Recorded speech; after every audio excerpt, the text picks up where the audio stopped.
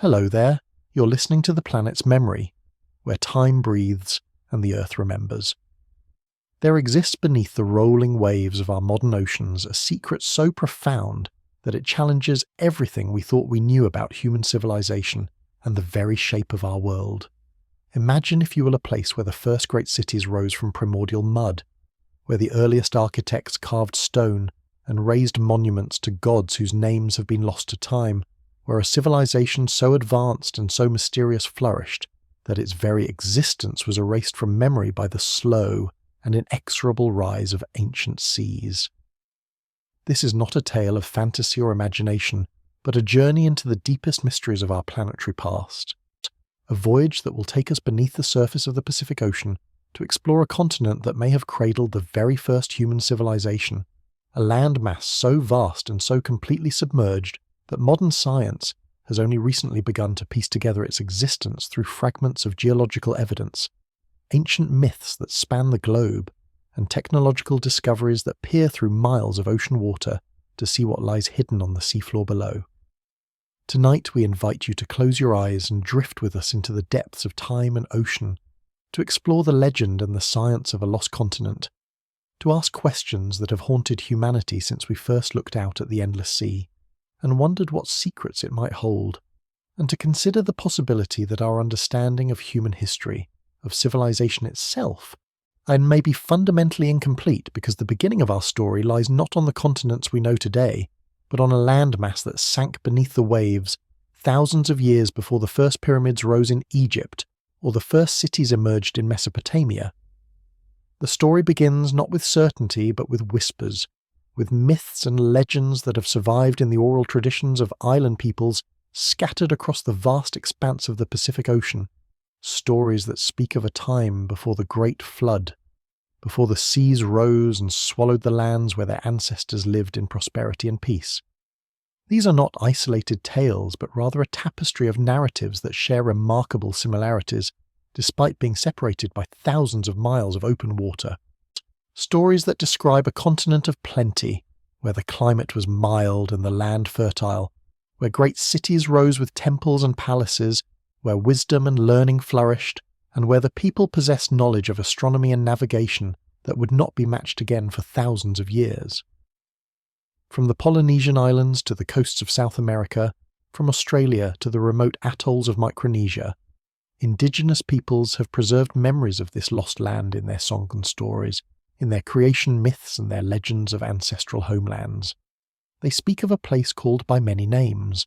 a continent that existed before the modern world took shape, or a civilization that achieved heights of culture and technology, before being destroyed by a cataclysm so complete that only scattered refugees survived to carry the memory forward into the generations that followed. The Pacific Ocean stretches across more than 60 million square miles of the Earth's surface, covering nearly 1/3 of our entire planet with water that in some places plunges to depths of more than 6 miles below sea level. This vast body of water contains within its boundaries more space than all the landmasses of Earth combined, and beneath its rolling surface lies a landscape as varied and dramatic as anything found on dry land, with mountain ranges that dwarf the Himalayas, valleys deeper than the Grand Canyon, volcanic chains that stretch for thousands of miles, and plateaus the size of entire countries that lie hidden beneath thousands of feet of water. For most of human history, this underwater realm remained completely unknown and unknowable, a mystery as profound as the surface of another planet. But in recent decades, advances in sonar technology, deep sea exploration, and satellite mapping have begun to reveal the true topography of the ocean floor, and what these technologies have discovered has forced scientists to reconsider long-held assumptions about the geological history of the Pacific Basin and the possibility that significant land masses may have existed above sea level during periods of human prehistory. The key to understanding this possibility lies in recognizing that sea levels have not remained constant throughout human history, but have fluctuated dramatically in response to climate changes and ice ages that have periodically locked vast quantities of water into continental glaciers and ice sheets. During the peak of the last ice age, which ended approximately 12,000 years ago, global sea levels were more than 400 feet lower than they are today, and this difference was sufficient to expose vast areas of continental shelf that are now submerged, creating land bridges between continents and transforming the geography of coastlines around the world. The Pacific Ocean was no exception to this process, and geological evidence suggests that numerous islands and landmasses that are now underwater were once exposed to the air and potentially habitable by human populations. But the question that haunts researchers is whether there might have been even larger landmasses, true continents rather than merely enlarged islands, that existed in the Pacific during prehistoric times and have since been submerged by geological processes more complex than simple sea level rise. The theory of plate tectonics, which revolutionized geology in the 20th century, explains how the Earth's crust is divided into massive plates that float on the semi-molten mantle below and slowly move in relation to one another over geological time. Where these plates collide, they can form mountain ranges and volcanoes. Where they pull apart, they create rifts and ocean basins, and where they slide past each other, they generate earthquakes along fault lines. The Pacific Ocean sits atop several such plates, and the boundaries between them are marked by the famous Ring of Fire, a chain of volcanic and seismic activity that circles the Pacific Basin and produces some of the most dramatic geological events on Earth. But plate tectonics also reveals that the ocean floor itself is not permanent, but is constantly being created at mid-ocean ridges, where magma wells up from below, and destroyed at subduction zones where oceanic crust slides beneath continental plates and is recycled back into the mantle. This process means that the Pacific Ocean floor is relatively young in geological terms, with most of it having formed within the last 200 million years, and it also means that any evidence of ancient landmasses would have been subject to powerful geological forces that could raise land above the sea or drag it down into the depths. Among the most intriguing features of the Pacific Ocean floor are the numerous seamounts and guyots that rise from the abyssal plain, underwater mountains that in some cases come within a few hundred feet of the ocean surface, and in others rise high enough to form islands. Guyots are particularly interesting because they are flat-topped seamounts, and this flat top is believed to be evidence that they were once islands that rose above sea level and were eroded by wave action before subsiding back beneath the waves. There are thousands of these underwater mountains scattered across the Pacific, and many of them show signs of having once been much closer to the surface or even above it. Some researchers have suggested that during periods of lower sea level, chains of these seamounts could have formed archipelagos or even continuous landmasses, creating corridors for human migration and settlement across the Pacific that no longer exist today. The idea is controversial because the timescales involved stretch back millions of years in many cases, far beyond the period of human existence. But there are also examples of more recent geological activity that could have affected landmasses during the period of human prehistory. The concept of a sunken continent in the Pacific is not new, and has been a subject of speculation and theory for more than a century, often associated with the legendary land of Mu or Lemuria, names that entered popular culture through the writings of amateur historians and occultists in the 19th and early 20th centuries. While many of these early theories have been discredited by modern science, they were based on genuine puzzles that scientists of the time struggled to explain, such as the distribution of similar plant and animal species across widely separated land masses, the existence of matching geological formations on different continents, and the presence of ancient ruins and artifacts that seemed too sophisticated for the primitive cultures that were assumed to have created them. Before the theory of continental drift and plate tectonics was accepted, some scientists proposed that there must have been land bridges or sunken continents that allowed species and peoples to migrate across what are now vast oceans. While we now know that continental drift explains many of these puzzles, the question of whether substantial landmasses existed in the Pacific during human prehistory remains open and is the subject of ongoing research. When we examine the myths and legends of Pacific Island cultures, we find a remarkable consistency in stories that describe an ancestral homeland, a place of origin from which the people came before settling on the islands they now inhabit. The Polynesians, whose ancestors navigated thousands of miles of open ocean to settle islands from Hawaii to New Zealand to Easter Island, maintain oral traditions that speak of Hawaii, a legendary place that is described as the homeland of their ancestors and the place to which spirits return after death. The exact location of Hawaii has never been definitively established, and different Polynesian cultures place it in different directions from their current homes. but the common thread is that it was a large and fertile land located somewhere in the Pacific, a place that was lost or left behind in ancient times. Some scholars interpret Hawaii as a memory of migration from Southeast Asia through the islands of the Pacific,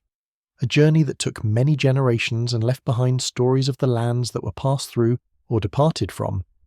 But others wonder whether the legend might preserve a memory of an actual large landmass that once existed in the Pacific and was home to the ancestral Polynesian population before some catastrophe forced them to flee across the ocean. Similar stories appear in the traditions of the Maori people of New Zealand, who describe their ancestors arriving in great canoes from Hawaii, and in Hawaiian mythology, which places Hawaii as both a spiritual realm and a physical place from which the first settlers came.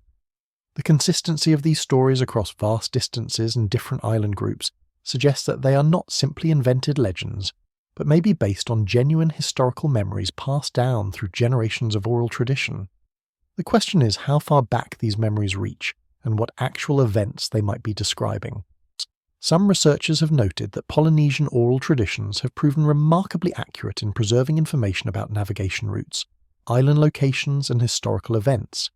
even when these traditions were maintained without written records for thousands of years,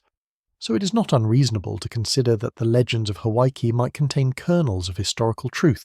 about the geographic origins of the Polynesian people and the lands they inhabited before settling the islands they occupy today. Moving beyond Polynesia, we find similar themes in the myths of other Pacific cultures. The Aboriginal peoples of Australia maintain Dreamtime stories that describe the time of creation when ancestral beings shaped the land and established the laws and customs that govern human life. Some of these stories include references to lands that were once connected to Australia, but are now separated by water, and archaeological evidence has confirmed that during the Ice Age, lower sea levels created land bridges between Australia and New Guinea and exposed large areas of continental shelf that are now submerged.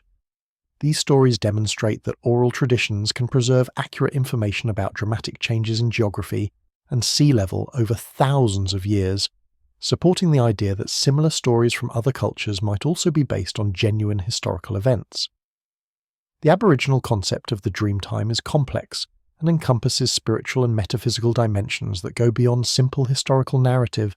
but within these stories there are references to specific geographical features, migration routes, and environmental changes that have been verified by modern research. In the Americas, indigenous peoples along the Pacific coast also maintain traditions that speak of catastrophic floods and lands that were lost beneath the sea. The Native American tribes of the Pacific Northwest describe great floods that reshaped the landscape and created the complex system of islands, channels, and fjords that characterize the region today. Some of these stories have been linked to specific geological events such as massive landslides or the rapid drainage of glacial lakes at the end of the Ice Age, demonstrating again that oral traditions can preserve accurate memories of dramatic environmental changes. Further south, in Central and South America, we find legends of advanced civilizations that were destroyed by floods or other catastrophes.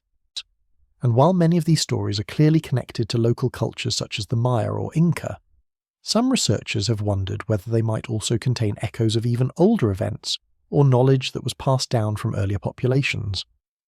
The global prevalence of flood myths is one of the most striking features of human mythology,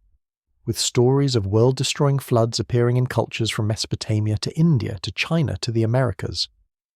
The biblical story of Noah's Ark is perhaps the most famous in Western culture, but it is just one version of a narrative pattern that appears in hundreds of different cultures around the world. Some scholars attribute these myths to universal human experiences with local floods and the devastating impact that flooding can have on pre-industrial societies. But others have noted that the similarities between flood myths from widely separated cultures are sometimes so specific that they suggest a common origin or shared experience. The myths often describe not just flooding, but a time before the flood when the world was different, when there were lands that no longer exist and civilizations that have been forgotten. If we take seriously the possibility that these myths might contain historical information, then we must ask what event or series of events could have affected human populations around the world so profoundly that the memory was preserved in the mythology of cultures on every continent. To understand whether a continent could have been submerged in the Pacific during human prehistory, we must examine the timeline of sea level changes and climate shifts that have affected our planet during the period of human evolution and expansion. Modern humans, Homo sapiens, emerged in Africa approximately 300,000 years ago, but for most of that time they remained confined to the African continent. It was not until around 70,000 years ago that small groups began to migrate out of Africa, eventually spreading across Asia, into Europe, and ultimately to Australia and the Americas. This expansion occurred during a time of dramatic climate fluctuation, with ice ages coming and going in cycles driven by variations in Earth's orbit and axial tilt. During ice ages, vast ice sheets covered much of North America, Europe, and Asia, locking up so much water that global sea levels dropped by hundreds of feet, exposing continental shelves and creating land bridges that facilitated human migration. The most recent ice age, known as the last glacial maximum, reached its peak approximately 20,000 years ago, when ice sheets extended as far south as the Great Lakes in North America and covered most of northern Europe and Asia. At this time, sea levels were at their lowest point, approximately 400 feet below current levels, and the geography of the world looked dramatically different from what we know today. The continents were larger, with extensive coastal plains that are now submerged, and many islands that are now separated by water were connected to larger land masses. In Southeast Asia, the islands of Indonesia were joined to the Asian mainland by a landmass called Sunderland, which covered an area larger than modern India and would have been prime territory for human habitation. Similarly, the islands of Britain and Ireland were connected to continental Europe, and a land bridge called Beringia connected Asia to North America across what is now the Bering Strait. As the Ice Age ended and global temperatures began to rise starting around 20,000 years ago, the ice sheets began to melt and sea levels began to rise in a process that continued for thousands of years and occurred in pulses, with periods of rapid rise interspersed with periods of stability or slower change. By about 12,000 years ago, sea levels had risen significantly, but were still more than 200 feet below current levels, and large areas of continental shelf remained exposed. Between 12,000 and 8,000 years ago, the rate of sea level rise accelerated dramatically as the remaining ice sheets in North America and Europe collapsed, an event that some researchers call meltwater pulse, when billions of tons of water were released into the oceans over a relatively short period of geological time. By 8,000 years ago, sea levels had risen to near their current levels, though some areas continued to experience changes due to local geological factors. The implications of this sea level history for human populations are profound, because many of the areas that were inundated by rising seas were precisely the kinds of landscapes that would have been most attractive for human settlement. Coastal plains with river valleys and estuaries provide abundant resources including fish, shellfish, waterfowl, and fresh water, and archaeological evidence shows that coastal areas have been preferred locations for human settlement throughout history. If early human populations were living on these now submerged coastal plains during the Ice Age and the period of sea level rise that followed, then much of the archaeological evidence of their presence would now be underwater, potentially explaining why we have so little evidence of human activity during the early phases of the post-Ice Age period. In regions where the continental shelf is wide and the slope gentle, sea level rise would have inundated vast areas of land, potentially displacing large populations and forcing them to migrate inland or to seek refuge on islands and higher ground. The Pacific Ocean presents a particularly complex picture because in addition to global sea level rise caused by melting ice sheets, the region has also experienced significant geological activity, including volcanic eruptions, earthquakes, and tectonic movements that can cause land to rise or subside independently of sea level changes. Some Pacific islands have been uplifted by tectonic forces, while others have subsided, and volcanic islands follow a life cycle where they are initially built up by eruptions and then slowly erode and sink as the volcanic activity ceases and the weight of the island causes the underlying crust to sag. The Hawaiian Islands provide a clear example of this process, with the youngest and most volcanically active island, the Big Island of Hawaii, located at the southeastern end of the chain and older, as more eroded islands extending to the northwest. The oldest islands in the chain have subsided so much that they are now completely underwater, forming a line of seamounts that extends for thousands of miles across the Pacific. This demonstrates that significant land masses can and do subside below sea level in the Pacific over geological time, though the timescales involved are typically millions of years, much longer than the period of human existence.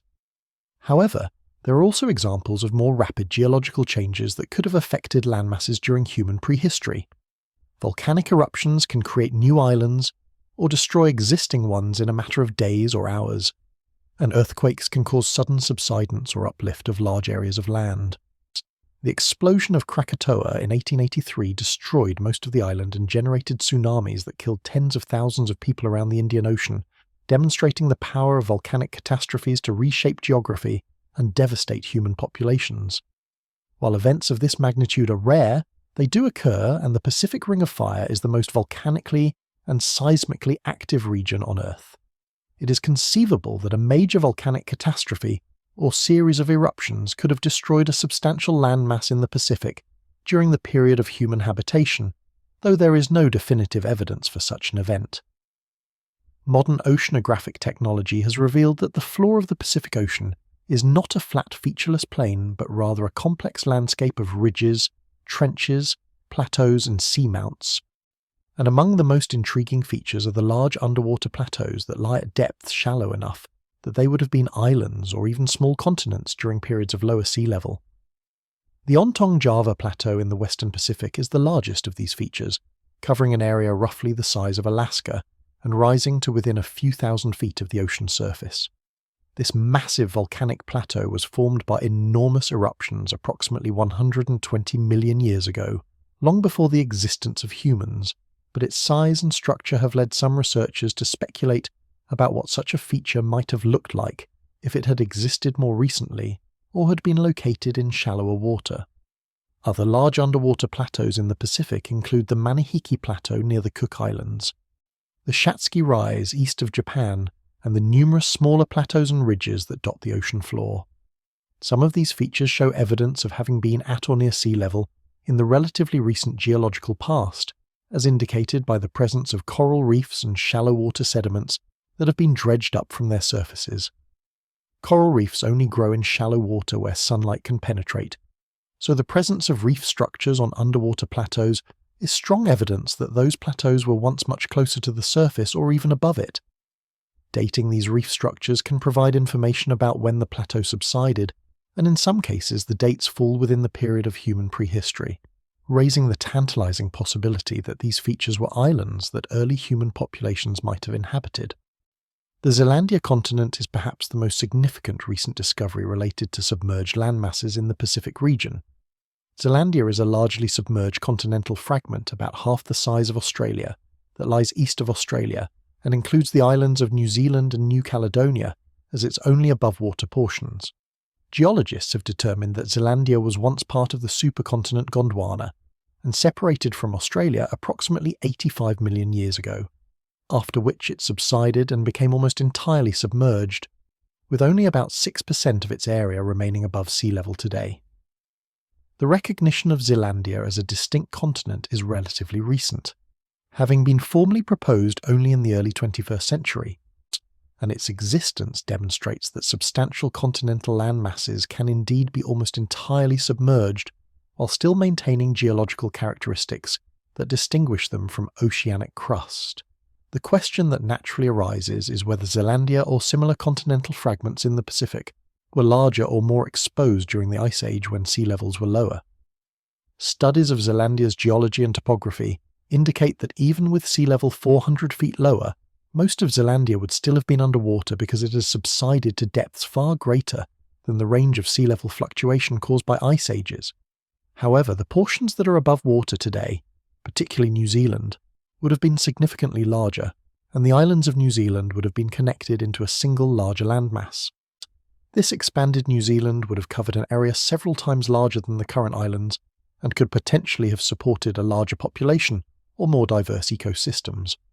Archaeological evidence shows that New Zealand was one of the last major landmasses to be settled by humans, with the Maori arriving only about 700 years ago, but the possibility remains that earlier human populations could have reached the region during periods of lower sea level when the land bridges and island chains of the Pacific were more extensive. Another area of intense interest is the Emperor Seamount Chain and the Hawaiian Ridge, the massive chain of volcanic mountains that stretches across the Pacific from the active volcanoes of Hawaii to the ancient seamounts near the Aleutian Trench. This chain was formed as the Pacific Plate moved northwestward over a stationary hotspot in the Earth's mantle, with new volcanoes forming over the hotspot while older volcanoes were carried away and gradually subsided as they cooled and eroded. The age of the seamounts increases progressively from southeast to northwest, with the Hawaiian Islands being the youngest at less than 5 million years old, and the Emperor Seamounts being as old as 80 million years. What makes this chain particularly interesting is that it demonstrates a clear progression from active volcanic islands through various stages of erosion and subsidence to completely submerged seamounts, providing a natural laboratory for understanding how islands are born, evolve, and eventually disappear beneath the waves. And some of the seamounts in the Hawaiian Emperor chain show evidence of having been substantial islands during their active phase, with flat tops that indicate they were eroded by wave action before subsiding, and fossil reefs that indicate they supported shallow water marine ecosystems. If we could somehow turn back time and visit the Pacific Ocean a few million years ago, we would see many of these seamounts as sizable volcanic islands similar to the Hawaiian Islands today, and the geography of the Pacific would be significantly different, with more stepping stones and island chains facilitating travel and migration across the ocean. The question of whether any of these islands were large enough and existed recently enough to have been encountered by early human populations is difficult to answer definitively. But the possibility cannot be ruled out entirely, especially for the younger seamounts that subsided more recently. Rising from the vast emptiness of the southeastern Pacific Ocean, more than 2,000 miles from the coast of South America, and more than 1,000 miles from the nearest inhabited island, stands Easter Island, known to its native inhabitants as Rapa Nui, a tiny triangular speck of volcanic rock covering barely 64 square miles, but bearing the unmistakable marks of a sophisticated and industrious civilization that carved and erected nearly 900 massive stone statues called moai across the island's landscape. The very existence of a complex society on this remote and isolated island poses profound questions about human capabilities for navigation, settlement, and survival in extreme isolation. But it is the statues themselves and the circumstances of their creation that have led some researchers to wonder whether Easter Island might be a remnant or outpost of a larger and more widespread Pacific civilization that once existed, but has since been lost beneath the waves or destroyed by some ancient catastrophe. The moai statues are extraordinary by any measure, with the largest standing more than 30 feet tall and weighing upwards of 80 tons, carved from volcanic tuff quarried from the Rano Raraku crater, and transported across the island to ceremonial platforms called ahu, where they were erected with their backs to the sea, facing inland over the settlements and agricultural lands of the people who created them. The effort required to carve, transport, and erect these massive statues was enormous, requiring sophisticated knowledge of engineering and stoneworking, as well as a highly organised society capable of mobilising and coordinating large labour forces over extended periods of time. The fact that this was accomplished on a small isolated island with limited resources makes the achievement even more remarkable, and raises questions about what motivated the Easter Islanders to invest so much effort in creating these monuments, and what cultural or religious beliefs underpinned their construction. Traditional archaeological interpretations suggest that Easter Island was settled by Polynesian voyagers around 800 to 1200 years ago, who arrived by canoe after long ocean voyages from other islands in the Pacific and established a society that flourished for several centuries before experiencing environmental collapse due to deforestation and resource depletion. According to this narrative, the Easter Islanders cut down all the trees on the island to use as rollers and levers for moving the moai statues and to build canoes and houses, and this deforestation led to soil erosion, declining agricultural productivity, and ultimately societal collapse marked by warfare, famine, and a dramatic decline in population. When European explorers first encountered Easter Island in the 18th century, they found a population reduced to just a few thousand people living in poverty amid the ruins of the earlier civilization, and many of the moai had been toppled from their platforms, possibly as a result of interclan warfare. However, some researchers have questioned aspects of this conventional narrative and have noted puzzling features of Easter Island that are difficult to explain if the island was truly as isolated as it appears to have been. The Easter Islanders possessed sophisticated astronomical knowledge and navigation skills that allowed them to orient their monuments with celestial precision and to maintain cultural connections with other Polynesian societies despite vast distances. Some of the moai statues show stylistic similarities to stone carvings found in South America, particularly in the Tiwanaku culture of the Andes, leading to speculation about possible contact between Easter Island and the South American mainland. The presence of sweet potatoes on Easter Island, a crop native to South America, has been confirmed through genetic analysis to have arrived before European contact, demonstrating that some form of trans-Pacific contact did occur in prehistoric times, though whether this was due to deliberate voyaging or accidental drift is still debated. More controversial is the suggestion that Easter Island might have been part of a larger network of islands, or even a larger landmass that once existed in the Eastern Pacific. Proponents of this theory point to the legends preserved by the Easter Islanders themselves, which speak of their ancestors coming from a land called Hiva, described as a larger and more fertile place than Easter Island. Some versions of the legend describe Hiva as sinking beneath the sea or being destroyed by fire, forcing the survivors to flee and eventually settle on Easter Island. Skeptics note that Hiva is a common name in Polynesian mythology and likely refers to the Marquesas Islands or other parts of central Polynesia, from which the Easter Islanders ancestrally came. But the fact that the legend describes Hiva as being destroyed or submerged has led some to wonder whether it might preserve a memory of an actual catastrophic event that affected Pacific Islands or coastlines during the period of early Polynesian expansion. The enormous effort invested in creating the moai statues has also been interpreted by some as evidence that the Easter Islanders believed they were preserving or recreating something from their cultural past, maintaining a tradition that had been established in their ancestral homeland before they arrived on Easter Island. The statues are often interpreted as representations of ancestors or chiefs, embodying the spiritual power and authority of the deceased and serving as protective guardians for the communities they overlooked. If the tradition of carving such statues originated in a larger and more prosperous society,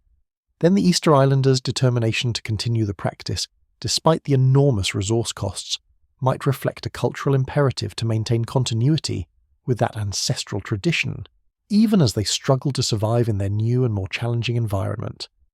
This interpretation remains speculative and is not widely accepted by mainstream archaeologists,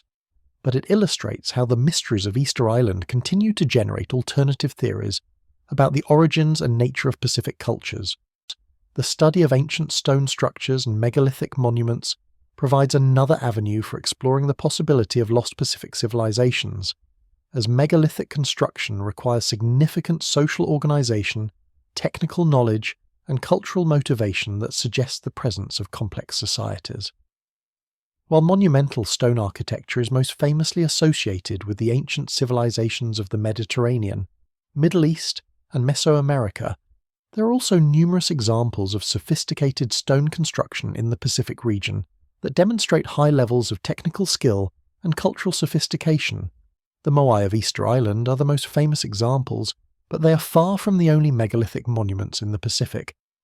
and the distribution of such structures across the ocean has led some researchers to suggest that there may have been a common cultural tradition or shared knowledge system that linked different Pacific societies.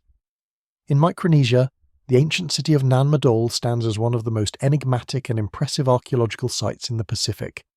Built on a series of artificial islands constructed from massive basalt columns stacked to form walls, platforms and buildings, Nan Madol served as the ceremonial and political centre of the Sodalur dynasty that ruled the island of Pohnpei from approximately the 11th to 17th centuries. The site covers more than 200 acres and includes nearly 100 artificial islets connected by a network of canals, earning it the nickname Venice of the Pacific. The basalt columns used in construction weigh up to 50 tons each and were quarried from sites on Pohnpei and transported to Nan Madol by methods that remain uncertain, though rafts and water transport are the most commonly proposed explanations. The scale and sophistication of Nan Madol raises questions about the social and political organisation of the Sodalur dynasty and the resources they commanded to accomplish such a massive construction project. Local legends describe the builders of Nan Madol as having used magic to levitate the massive stones into place, a common motif in traditional explanations of megalithic construction around the world. But such legends often contain kernels of truth about the technical methods actually used, encoded in metaphorical language. The Sodlur dynasty eventually fell to invasion by warriors from Khosrae, another island in Micronesia, and Nan Madol was abandoned, but the ruins remain as testament to the capabilities of pre-contact Pacific societies. In the Mariana Islands, ancient stone pillars called latte stones served as foundation supports for houses and community buildings. These distinctive structures consist of a large cylindrical base stone topped by a hemispherical capstone, and they vary in size from small examples a few feet tall to massive structures with capstones weighing several tons. The purpose and method of construction of latte stones have been subjects of debate, with some researchers suggesting they were designed to protect buildings from earthquakes or flooding, while others emphasize their ceremonial or status-related functions. The Chamorro people who created the latte stones maintained oral traditions about their construction and use, but much of this knowledge was lost during the colonial period, when the Chamorro population was decimated by disease and forced relocation. The latte stones that remain, particularly the large examples found at sites like House of Targa on Tinian, demonstrate impressive stoneworking skills and the ability to move and manipulate very large stone blocks. In Hawaii, ancient temple structures called heiau were constructed from stacked stone and served as centers for religious ceremonies and offerings to the gods. Some heiau were small family shrines, while others were massive structures covering several acres, with walls built from precisely fitted stones and platforms that supported wooden temples and carved images. The most impressive heiau were designated as luakini, temples where human sacrifices were performed as part of the state religion, and their construction required enormous labor inputs and reflected the power and authority of the ruling chiefs. The traditional Hawaiian religion was abolished in the early 19th century shortly before the arrival of Christian missionaries, and many heiau were dismantled or fell into ruin, but some important structures have been preserved or restored and provide insight into pre-contact Hawaiian society and its organizational capabilities. The widespread presence of megalithic construction across the Pacific has led some researchers to suggest that there may have been a common cultural tradition or shared technological knowledge that linked these different societies, and possibly originating from a common ancestral culture that existed before the various island groups were settled. According to this theory, the techniques and cultural importance of stone construction were carried by migrating populations as they spread across the Pacific, with each society adapting and elaborating the tradition according to local circumstances, resources, and cultural development. This would imply a much deeper and more interconnected history of Pacific cultures than is usually acknowledged, with sophisticated knowledge being transmitted across vast distances and through many generations.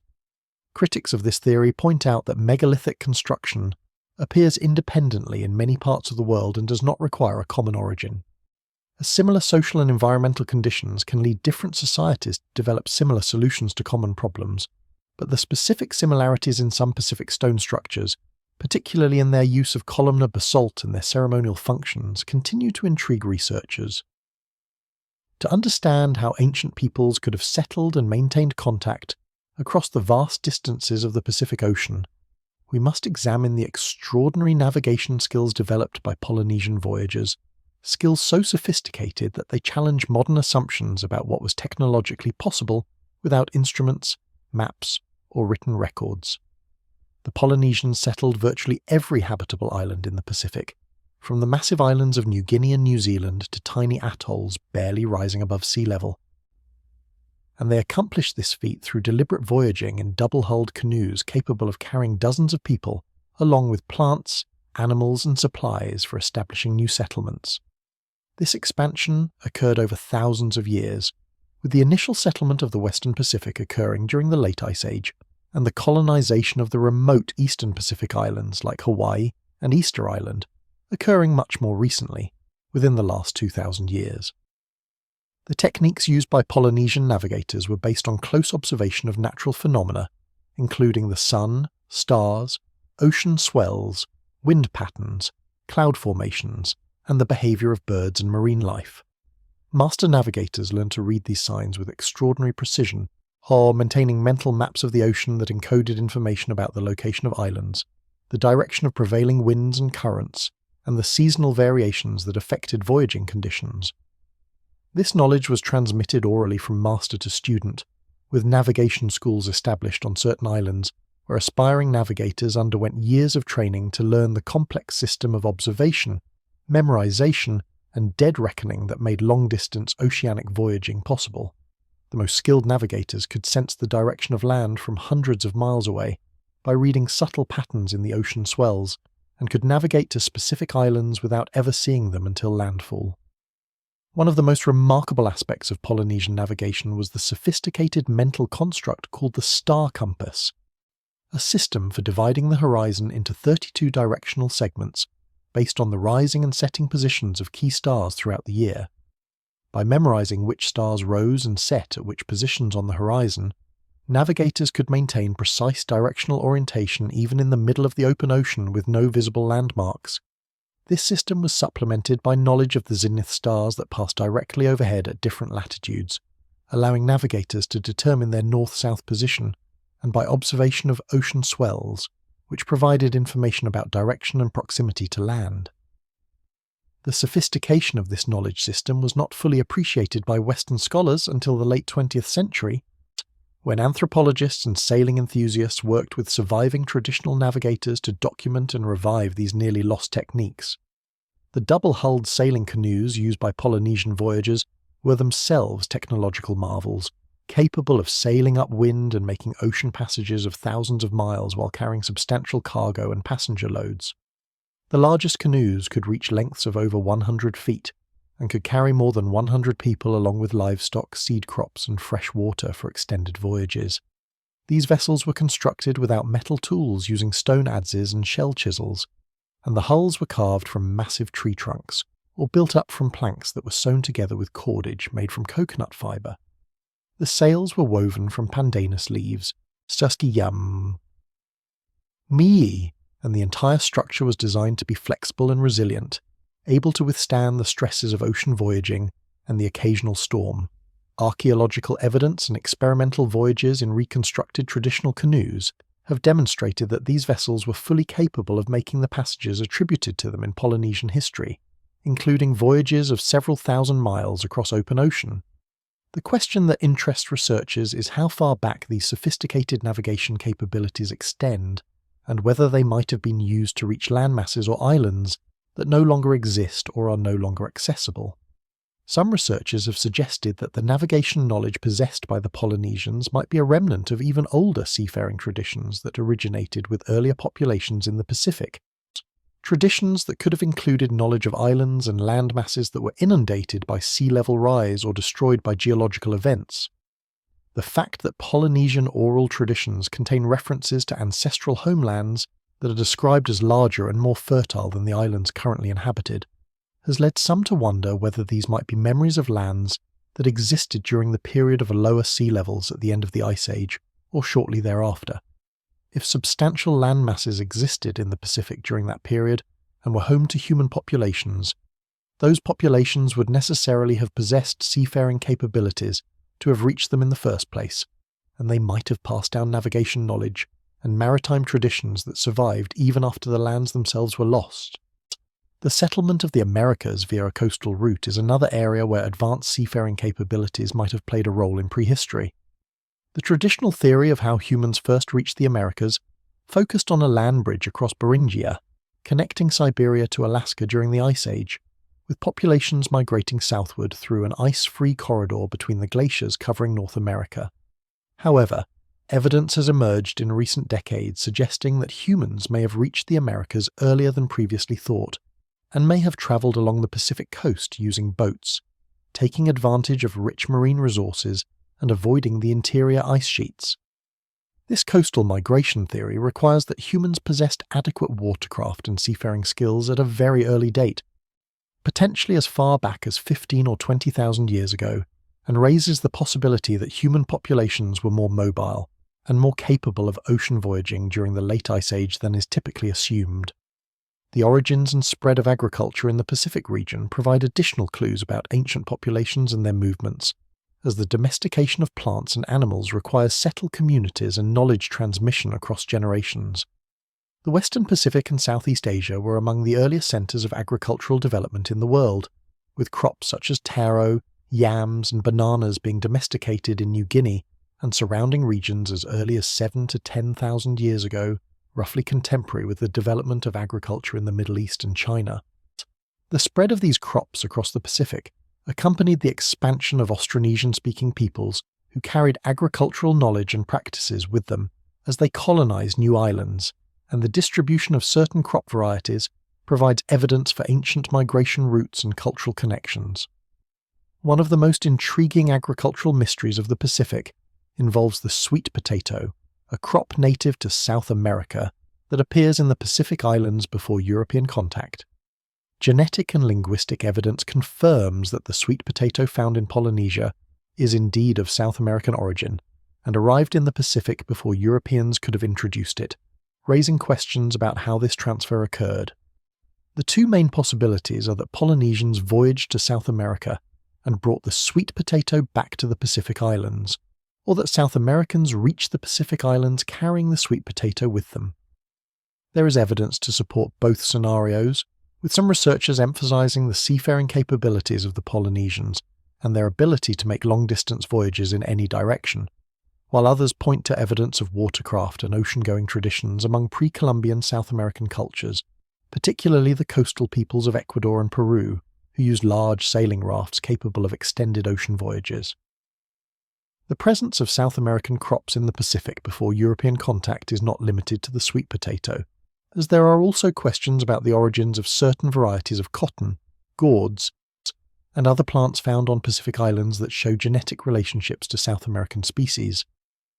Additionally, there are archaeological and genetic hints of contact in the other direction, with some chicken bones found in Chile dating to before European contact showing genetic relationships to Pacific chickens, though this evidence remains controversial and contested.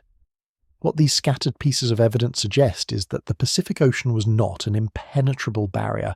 but was crossed, whether deliberately or accidentally, by seafaring peoples from both Asia and the Americas,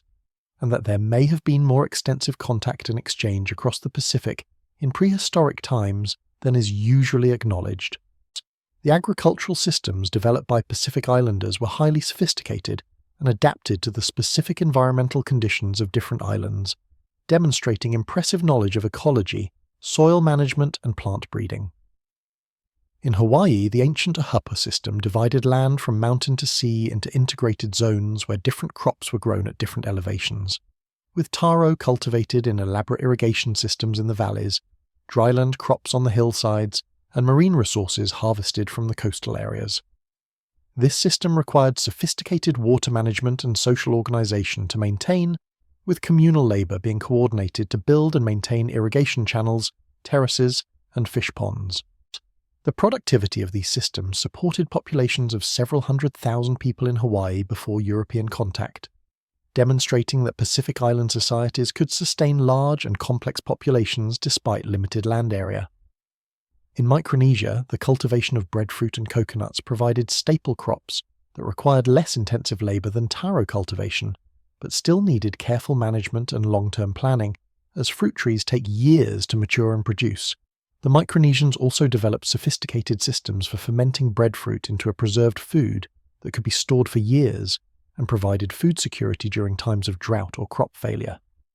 These agricultural techniques were passed down through oral traditions and practical instruction, with different families and clans maintaining specialized knowledge about particular crops or cultivation methods.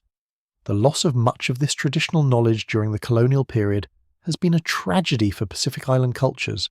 but efforts to revive and document traditional agricultural practices have revealed the sophistication and sustainability of pre-contact food production systems. The question that emerges from examining Pacific agriculture is where and when these sophisticated cultivation practices originated, and how they spread across the ocean. If we accept that major landmasses existed in the Pacific at the end of the Ice Age and were home to human populations, then those populations would have had opportunities to develop agricultural systems on a larger scale than was possible on small islands.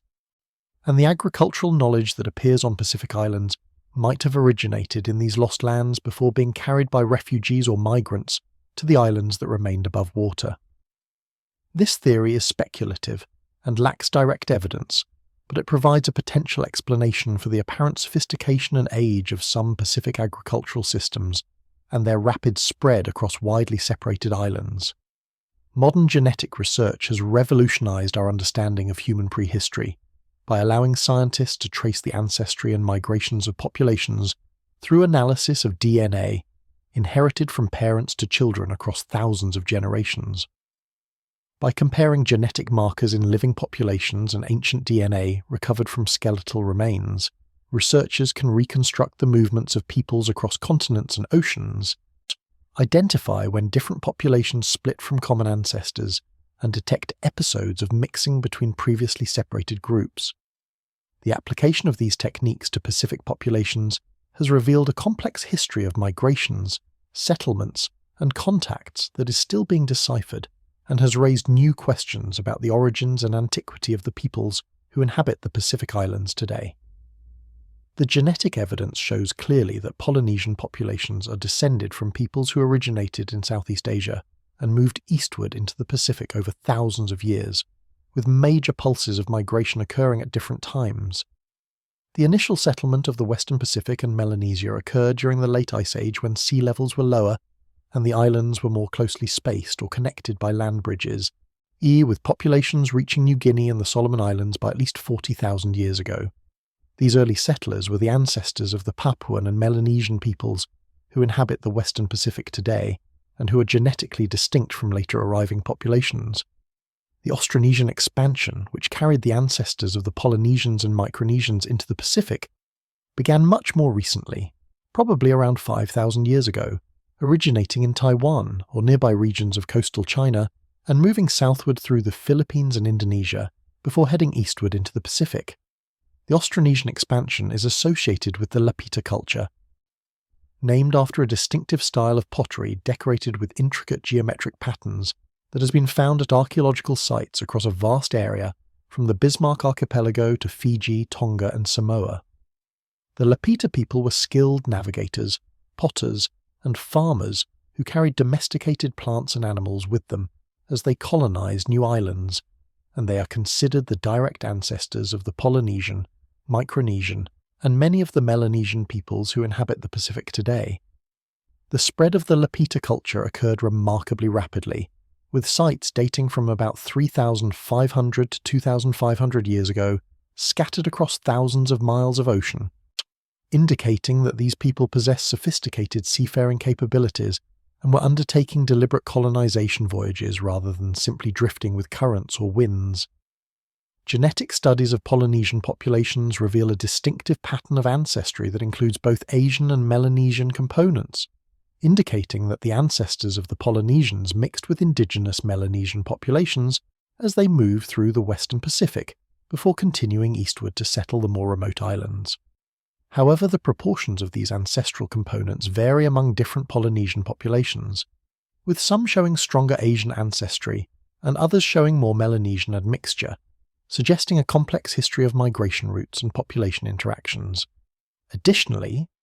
recent genetic studies have detected small amounts of Native American ancestry in some Polynesian populations, particularly from Easter Island, providing the strongest evidence yet for prehistoric contact between the Pacific Islands and the Americas, and supporting the hypothesis that there was at least some level of trans-Pacific exchange before European contact. The genetic evidence also reveals some puzzling anomalies and unexpected patterns that are not fully explained by the current understanding of Pacific migration history. Some populations show evidence of very ancient ancestry that predates the known Lapita expansion, suggesting that there may have been earlier movements of peoples into the Pacific that have not been fully accounted for in the archaeological record. There are also genetic markers found in some Pacific Island populations that have unclear origins and could indicate mixing with populations that no longer exist in recognizable form or have been absorbed into later arriving groups. These genetic ghosts, as some researchers call them, raise questions about who else might have been in the Pacific in ancient times and what happened to them. One of the limitations of genetic research is that it can only tell us about the ancestors of people who survived and passed their genes forward to living descendants, meaning that populations that went extinct or were completely replaced leave no genetic trace unless their DNA can be recovered from ancient skeletal remains. In the Pacific context, if there were populations living on land masses that were subsequently submerged by sea level rise or destroyed by geological catastrophes, and if those populations did not successfully relocate to other areas, then they would leave no genetic legacy in modern populations, and we would have no way of knowing about them through genetic analysis alone. This possibility highlights the importance of combining genetic evidence with archaeological, geological, and traditional knowledge to build a complete picture of human prehistory in the Pacific. As technology has advanced, and the techniques of underwater archaeology have developed, researchers have begun to explore the submerged continental shelves and underwater landscapes that were exposed during the Ice Age and could potentially harbour archaeological evidence of human activity. Underwater archaeology is challenging and expensive, requiring specialised equipment, trained divers, and often autonomous underwater vehicles or remotely operated submersibles to reach depths beyond the range of divers. But the potential rewards are enormous because underwater sites can preserve materials and structures that would be destroyed by erosion and weathering on land. Wood, plant remains, and even food residues can survive for thousands of years in anaerobic underwater conditions, and underwater sites are often protected from the looting and destruction that affect terrestrial archaeological sites. Several underwater sites around the world have yielded remarkable discoveries that demonstrate the potential for finding evidence of submerged human settlements. Off the coast of Alexandria in Egypt, underwater archaeologists have discovered and mapped extensive remains of ancient harbours, buildings and monuments that subsided below sea level due to earthquakes and land subsidence, providing unprecedented insights into life in one of the most important cities of the ancient world. In the Mediterranean, numerous shipwrecks and submerged settlements have been found and excavated, revealing details of ancient maritime trade, shipbuilding technology, and coastal life. In the Black Sea, where rising sea levels at the end of the Ice Age flooded vast areas of coastal plain, researchers have found remarkably well-preserved ancient shorelines and have speculated about the possibility of finding submerged settlements dating back to the Neolithic period. In the Pacific region, underwater archaeological research has been more limited due to the greater depths of water, the vast distances involved, and the limited resources available for exploration in many Pacific Island nations. However, some promising discoveries have been made and have demonstrated the potential for finding important evidence on the submerged continental shelves surrounding Pacific Islands. Off the coast of Okinawa in Japan, divers discovered a mysterious underwater formation consisting of what appear to be carved or shaped rock terraces, steps, and platforms that some researchers have interpreted as evidence of human construction. The Yonaguni Monument, as it is called, has been the subject of intense debate, with some researchers arguing that it is a natural geological formation shaped by tectonic activity and erosion, while others maintain that some features appear too regular and purposeful to be entirely natural and could indicate modification or carving by humans. The age of the Yonaguni Monument is uncertain, but if it is indeed partly artificial, it would have to date back to at least 10,000 years ago when the area was above sea level, making it one of the oldest stone structures in the world. Critics of the artificial hypothesis point out that there is no evidence of tool marks on the stone, no artifacts have been found at the site, and the geological formations in the area naturally fracture in ways that can produce step-like features. But supporters note that the site includes features such as apparent road-like channels, symmetrical platforms, and possible carved marks that are difficult to explain as purely natural.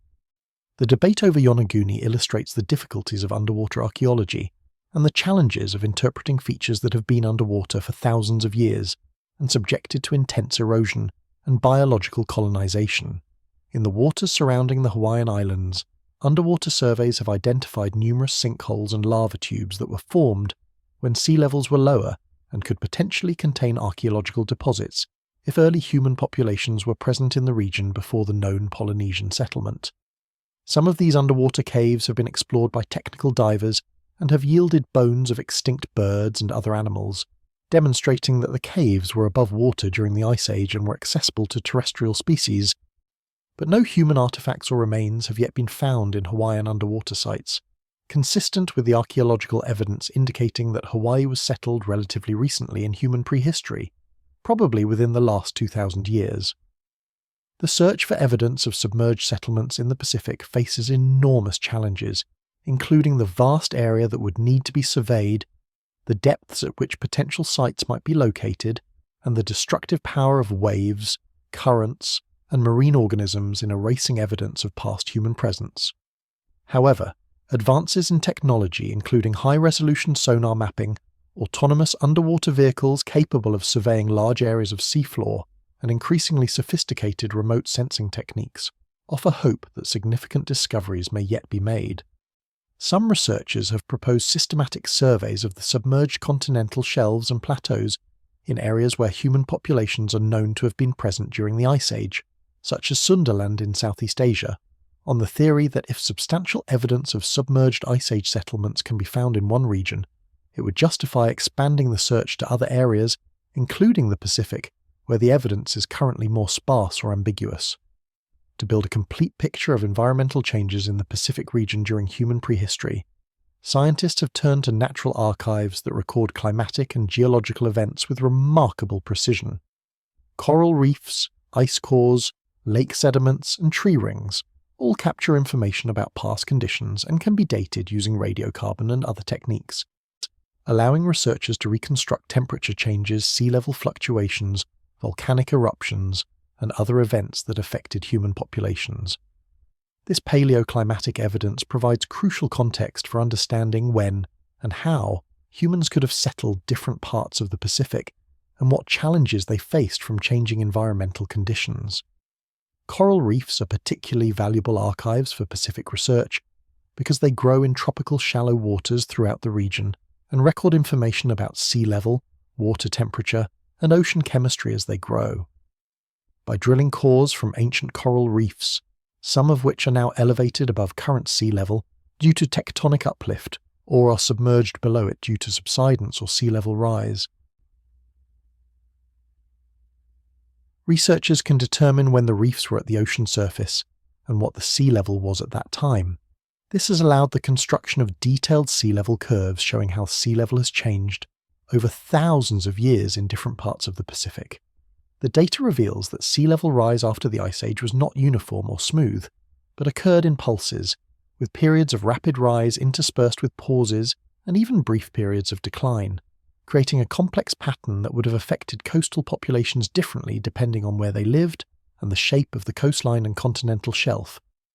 Ice cores drilled from the polar ice sheets and from high-altitude glaciers in tropical mountains provide detailed records of atmospheric conditions going back hundreds of thousands of years.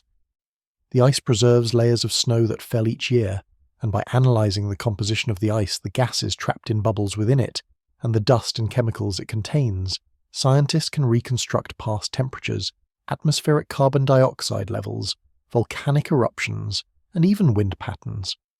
Ice core records from Antarctica and Greenland have provided the fundamental chronology for understanding Ice Age cycles and the timing of deglaciation,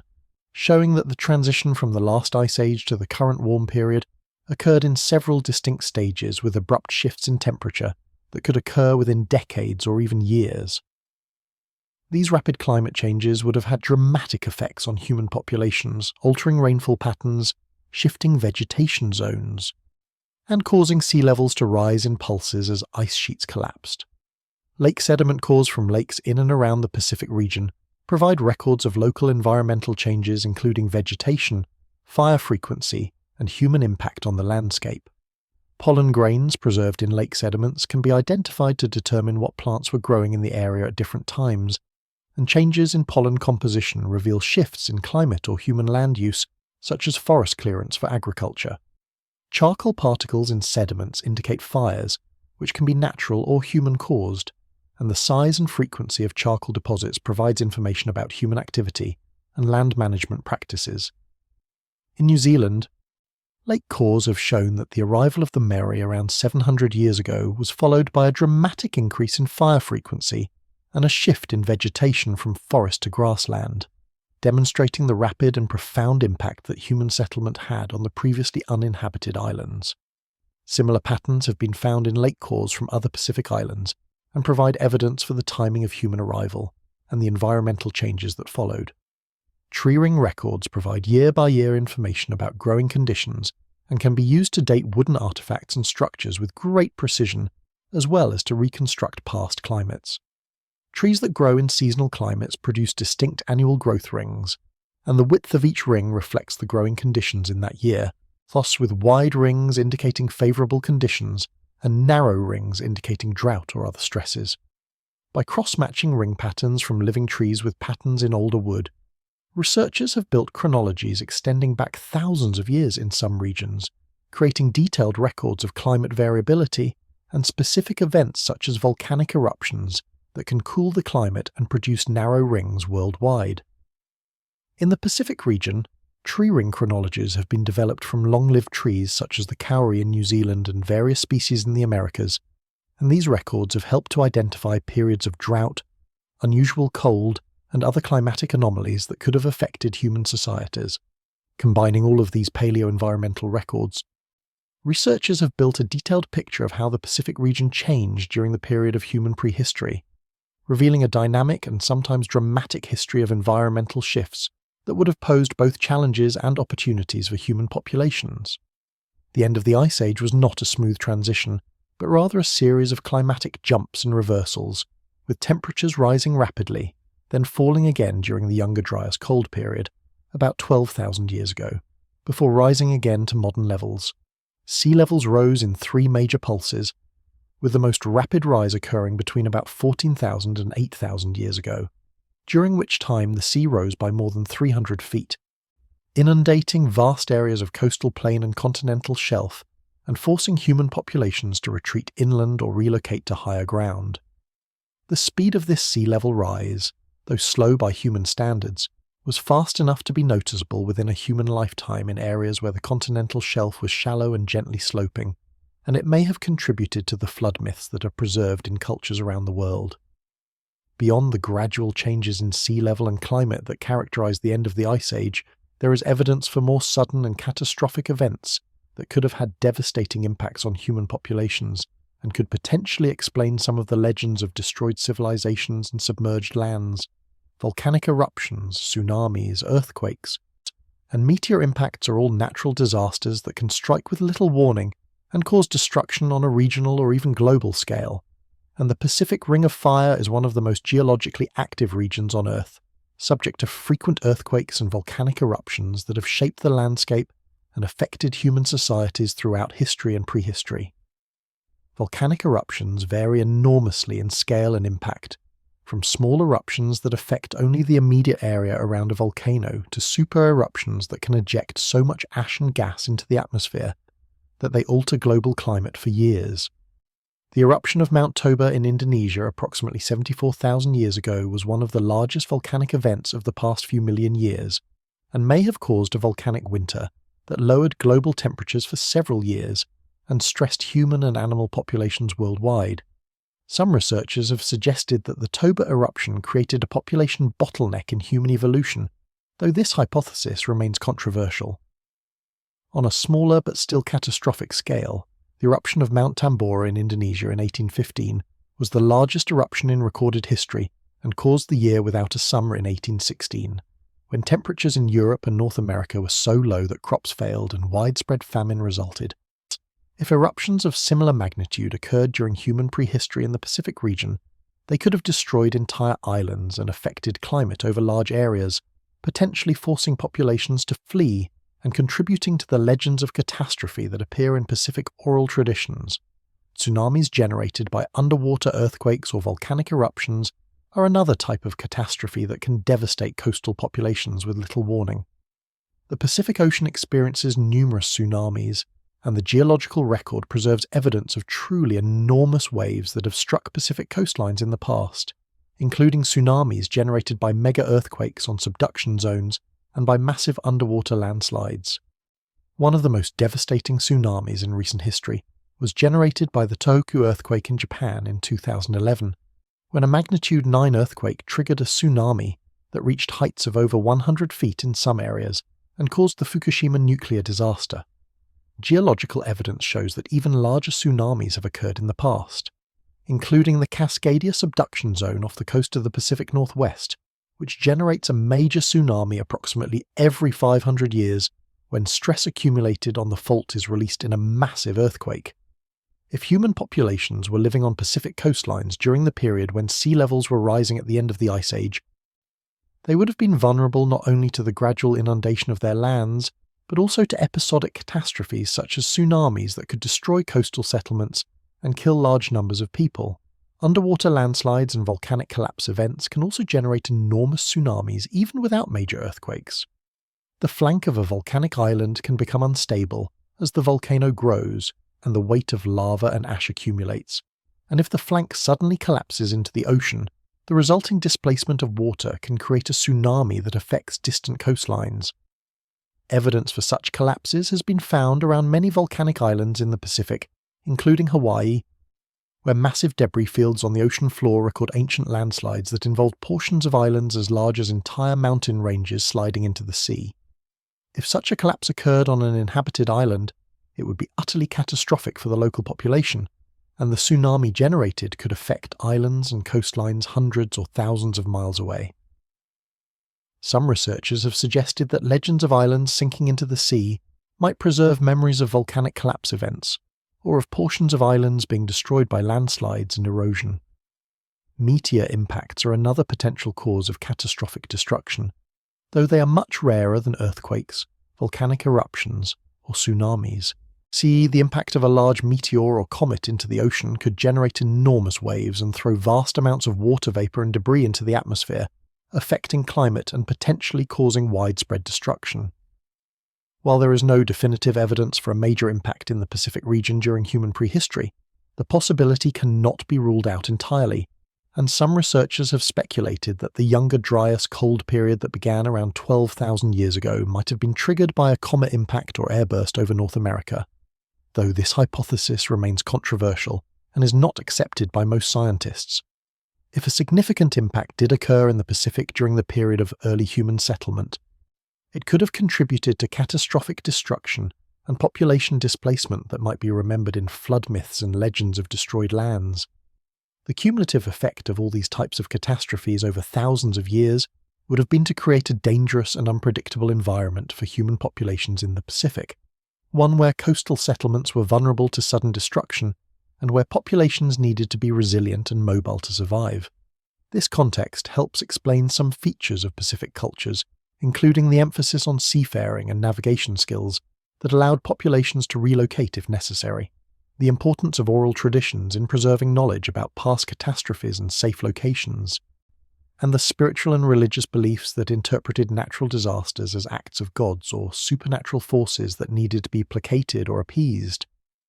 For peoples living on small islands in a vast ocean, the memory of catastrophic events that destroyed ancestral lands or killed large numbers of people would have been a powerful influence on culture and worldview, and it is not surprising that such memories are preserved in the myths and legends that have been passed down through generations. While the possibility of a sunken continent in the Pacific remains speculative and controversial,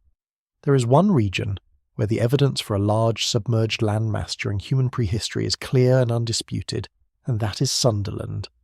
The vast extension of the Asian continent that existed during the Ice Age when sea levels were lower and connected the islands of Indonesia, Malaysia and Borneo into a single landmass. Sunderland covered an area of approximately 1.8 million square miles larger than India and included extensive lowland plains, river valleys, and coastal areas that would have been prime territory for human habitation. The existence of Sunderland has been confirmed through bathymetric mapping of the seafloor, which shows that the waters between the Indonesian islands are shallow, generally less than 400 feet deep, and were exposed as dry land when sea levels dropped during the Ice Age. Archaeological and genetic evidence confirms that Sunderland was indeed inhabited by human populations during the Ice Age, and played a crucial role in human prehistory as a staging area for migrations into Australia and the Pacific. The initial settlement of Australia occurred at least 65,000 years ago, requiring humans to cross sea barriers from Sunderland to reach the Australian continent, even when sea levels were at their lowest, demonstrating sophisticated watercraft and navigation capabilities at a very early date. The populations that made this crossing were the ancestors of Aboriginal Australians and Papuans, and their genetic legacy survives in the indigenous peoples of Australia, New Guinea, and parts of island Melanesia. The fact that humans were able to cross the seas from Sunderland to Australia so early in prehistory suggests that they might also have been capable of reaching other islands and land masses in the region, including potentially undiscovered or unrecognised land areas that existed during the Ice Age. As sea levels rose at the end of the Ice Age, the plains and valleys of Sunderland were progressively inundated, transforming the landscape from a large continental area with extensive river systems into a scattered archipelago of islands separated by shallow seas. This transformation occurred over several thousand years, from approximately 20,000 years ago to about 8,000 years ago, and would have forced human populations living in Sunderland to either migrate to higher ground or relocate to other areas as their homelands were flooded. The social and demographic consequences of this displacement would have been enormous. As populations were forced together into smaller areas, competition for resources intensified, and entire cultural landscapes were lost beneath the waves. It is likely that the memory of this traumatic period was preserved in the oral traditions of Southeast Asian and Pacific peoples, and contributed to the widespread legends of floods and lost lands that characterize the mythology of the region. The question that naturally arises is whether there were other landmasses similar to Sunderland in other parts of the Pacific that are now submerged, and whether they might have played a similar role in human prehistory. The geology of the Pacific Basin makes this possibility less likely than in Southeast Asia, because the Pacific Ocean is generally much deeper, and the continental shelves around most Pacific islands are narrow, meaning that even a 400-foot drop in sea level would not expose large additional land areas. However, there are some regions where the seafloor topography is complex, and where underwater plateaus and ridges might have been exposed or nearly exposed during periods of lower sea level. The key question is whether any such features were large enough, and existed recently enough to have been inhabited by humans, and whether there is any way to find evidence of such habitation given the challenges of underwater archaeology in the deep Pacific. One approach to this question is to examine the patterns of human genetic diversity in Pacific populations to see whether there is evidence for population bottlenecks, migrations, or mixing events that might be explained by displacement from submerged lands. As discussed earlier, the genetic evidence shows clear patterns of migration from Southeast Asia into the Pacific, with the Lapita expansion being the most recent and best documented movement. But there are also hints of earlier population layers and unexplained genetic patterns that might indicate more complex histories. Another approach is to look for discontinuities or anomalies in the archaeological record that might indicate disruptions caused by sea level rise or other catastrophic events. If large populations were displaced from submerged lands, we might expect to see sudden increases in population or cultural changes on islands that served as refuges, though such patterns could also be explained by other factors such as environmental changes or cultural innovations. The example of Sunderland demonstrates that large land masses can indeed be submerged by sea level rise during the period of human occupation, and that such submergence can have profound effects on human populations and cultures. While the Pacific Ocean lacks an exact equivalent to Sunderland due to its different geological structure, the principle that sea level changes can dramatically alter the geography available for human habitation remains valid, and the search for evidence of other submerged lands in the Pacific continues to motivate researchers who believe that our understanding of Pacific prehistory is incomplete, because significant portions of the archaeological record are now underwater and inaccessible to conventional survey methods.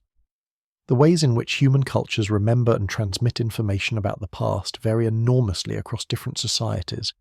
with some cultures developing writing systems that allow precise recording of events, names, and dates, while others rely on oral traditions that preserve knowledge through stories, songs, and ritual performances passed down from generation to generation. In the Pacific region, most indigenous cultures relied on oral tradition rather than writing, and the sophistication of these oral knowledge systems has often been underestimated by outside observers who assumed that without writing, accurate historical information could not be preserved for more than a few generations. However, research into oral traditions around the world has demonstrated that they can preserve remarkably accurate and detailed information over very long periods of time, sometimes for thousands of years, especially when the information is embedded in formal narrative structures, ritual performances, or specialised training systems. The Aboriginal people of Australia provide one of the most striking examples of the longevity and accuracy of oral tradition. Stories passed down through Aboriginal oral tradition describe specific geographical features, events, and environmental conditions that have been verified by archaeological, geological, and paleo-environmental research. Some Aboriginal stories describe the coastline and landscape of Australia as it existed during the Ice Age when sea levels were lower, including references to now submerged land bridges, islands, and coastal features that are now underwater.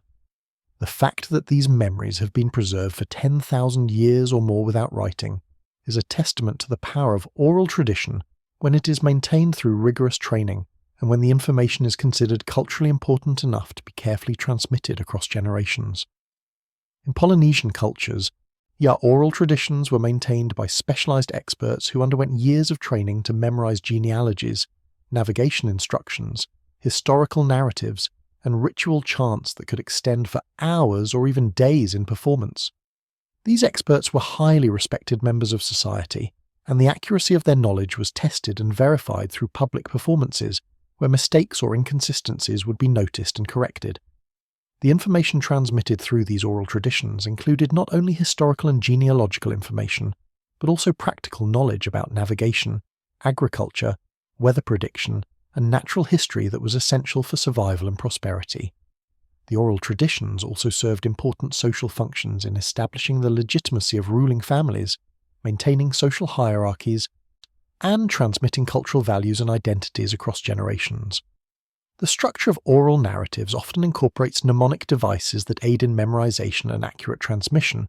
including rhythmic patterns, repetition, formulaic phrases, and the embedding of information in stories that are emotionally engaging and therefore memorable. Songs and chants are particularly effective vehicles for transmitting information because the rhythm and melody provide additional structure that aids memory and makes it immediately obvious if words are changed or omitted. In some cultures, oral traditions are reinforced through material culture, including carved posts, woven patterns, or landscape features that serve as memory aids and help to anchor the oral narratives to physical objects or locations. The marae and heiau platforms in Polynesian cultures often served this function, providing a physical setting where oral traditions were performed and linking the stories to specific places in the landscape. Despite the sophistication and accuracy of oral traditions, they are also subject to reinterpretation, elaboration, and loss over time, especially when cultural continuity is disrupted by conquest, disease, forced relocation, or other traumatic events that kill the knowledge holders or break the chain of transmission. In the Pacific, the colonial period brought enormous disruption to indigenous cultures, with introduced diseases killing large percentages of the population, missionaries suppressing traditional religions and practices, Iaphasis and colonial administrators imposing foreign systems of law and education that marginalized traditional knowledge. Many oral traditions were lost or fragmented during this period, and what has been preserved often represents only a fraction of what existed before contact. This makes it difficult to assess how much information might have been lost about ancient events, or places that were known to pre-contact Pacific peoples, but were not recorded or were recorded only in fragmentary form. The question of how to interpret the historical content of oral traditions is complex and controversial. Some researchers take a literalist approach and assume that stories describing specific places or events are based on actual historical occurrences, while others emphasize the symbolic, metaphorical, and spiritual dimensions of oral narratives and caution against reading them as straightforward historical accounts. The truth likely lies somewhere in between, with oral traditions containing layers of meaning that include historical information, cultural values, spiritual teachings, and entertainment, all woven together in narratives that serve multiple functions simultaneously. For the question of whether oral traditions preserve memories of submerged lands or lost civilizations in the Pacific, the evidence is tantalizing but not conclusive, with stories that seem to describe such places existing alongside purely mythological narratives about gods, supernatural beings, and otherworldly realms, and sorting out which elements might be based on historical events and which are purely imaginative or symbolic remains a challenge that requires careful analysis and cross-referencing with other lines of evidence. The discovery and excavation of ancient ruins hidden beneath tropical vegetation has repeatedly demonstrated that sophisticated civilizations can flourish and then disappear, leaving behind architectural monuments that are eventually swallowed by jungle and forgotten until rediscovered by archaeologists centuries or millennia later. The temples of Angkor in Cambodia, the pyramids of Tikal in Guatemala, the stone cities of the Maya in Mexico, and numerous other archaeological sites around the world testify to the rise and fall of complex societies and the power of nature to reclaim human constructions when they are abandoned. These examples provide important context for considering whether similar lost civilizations might have existed in the Pacific region, though the particular environmental conditions of the Pacific, especially the vulnerability to sea level rise and the power of tropical storms and erosion, mean that the preservation potential for ancient structures is much lower than in continental regions.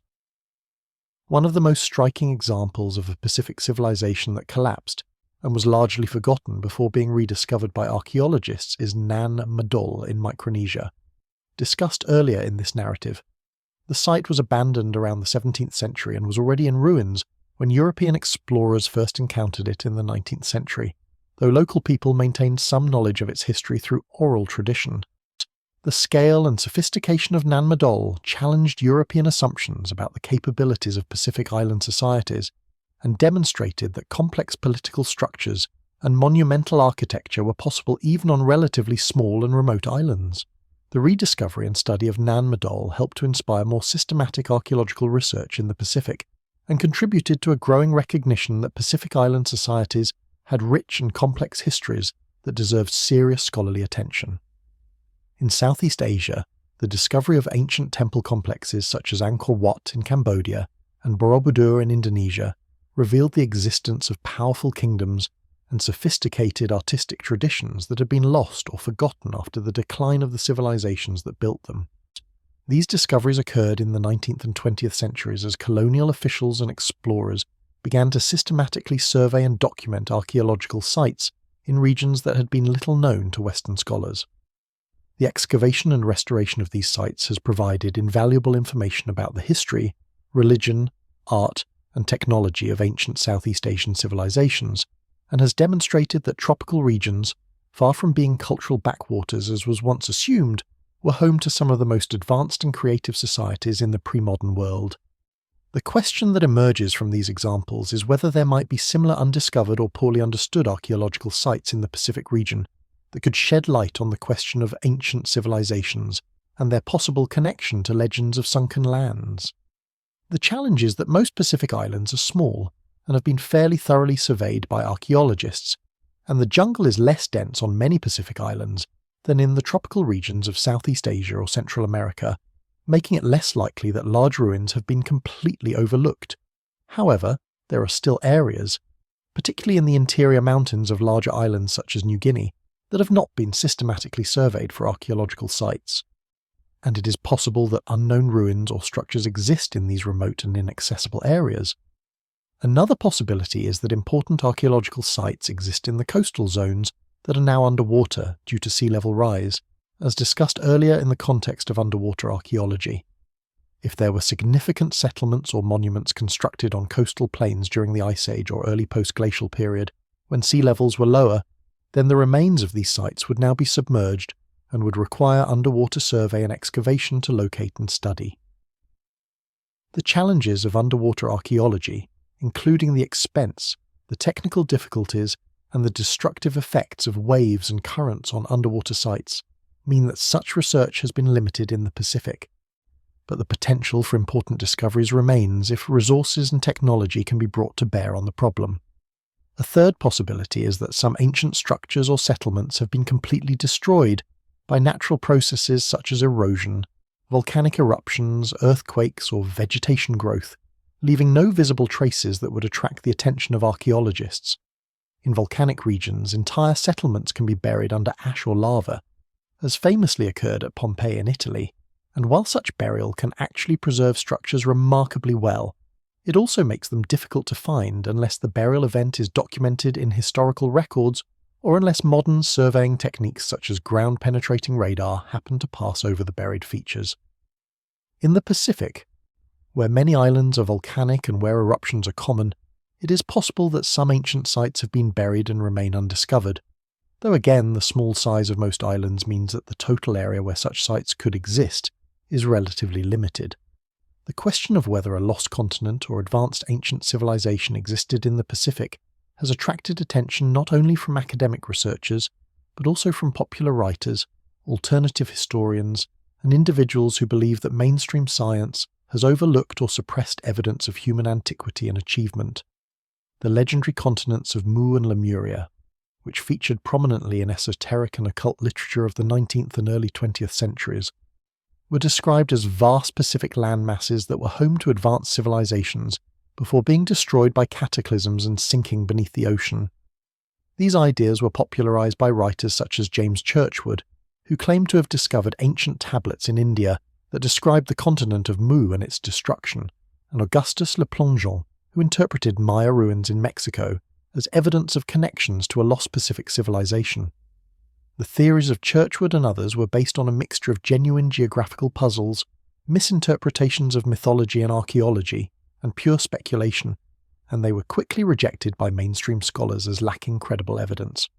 However, the ideas captured popular imagination and have persisted in alternative history circles,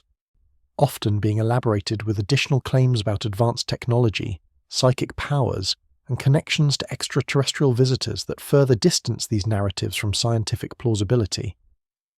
The persistence of these theories, despite their rejection by mainstream science, reflects a broader cultural fascination with lost civilizations and hidden history, a fascination that has deep roots in human psychology and that serves various cultural functions, including the expression of dissatisfaction with conventional narratives, the search for meaning and connection to an imagined golden age, and the desire to believe that there are still great mysteries and secrets to be discovered in the world. The relationship between academic archaeology and alternative theories about lost civilizations is often contentious, with each side accusing the other of closed-mindedness or credulity. Mainstream archaeologists argue that alternative theorists cherry-pick evidence, ignore contradictory data, rely on outdated or discredited sources, and propose explanations that are unnecessarily complex or that invoke unknown mechanisms when simpler explanations are available. Alternative theorists, for their part, argue that mainstream academia is too conservative and resistant to new ideas, that academic careers depend on towing the party line, and that evidence that challenges established narratives is often dismissed or ignored rather than being seriously investigated. The truth, as is often the case in contentious debates, is more nuanced than either extreme position would suggest. Yet mainstream archaeology has indeed sometimes been slow to accept new ideas or evidence that challenges established frameworks, and there are examples throughout the history of the discipline where theories that were initially rejected or ridiculed were later vindicated by new evidence. The acceptance of human antiquity itself, the recognition that humans have existed for hundreds of thousands of years, rather than the few thousand years suggested by biblical chronology, was a protracted struggle in the 19th century, with much resistance from scholars who were reluctant to overturn traditional beliefs. The acceptance of continental drift and plate tectonics was similarly delayed for decades after it was first proposed, with many geologists rejecting the idea that continents could move until the evidence became overwhelming. These examples show that scientific consensus can be wrong, and that unconventional ideas deserve to be taken seriously and evaluated on their merits. However, it is also true that most unconventional theories turn out to be wrong, and the burden of proof properly lies with those making extraordinary claims to provide extraordinary evidence.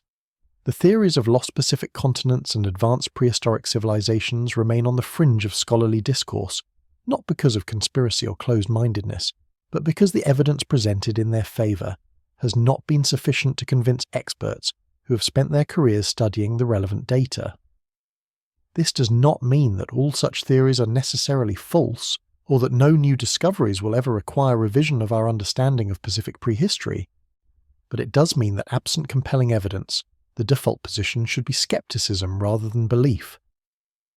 The examples of Sunderland and Zealandia show that large land masses can indeed be submerged, and that our understanding of Pacific geography has been incomplete.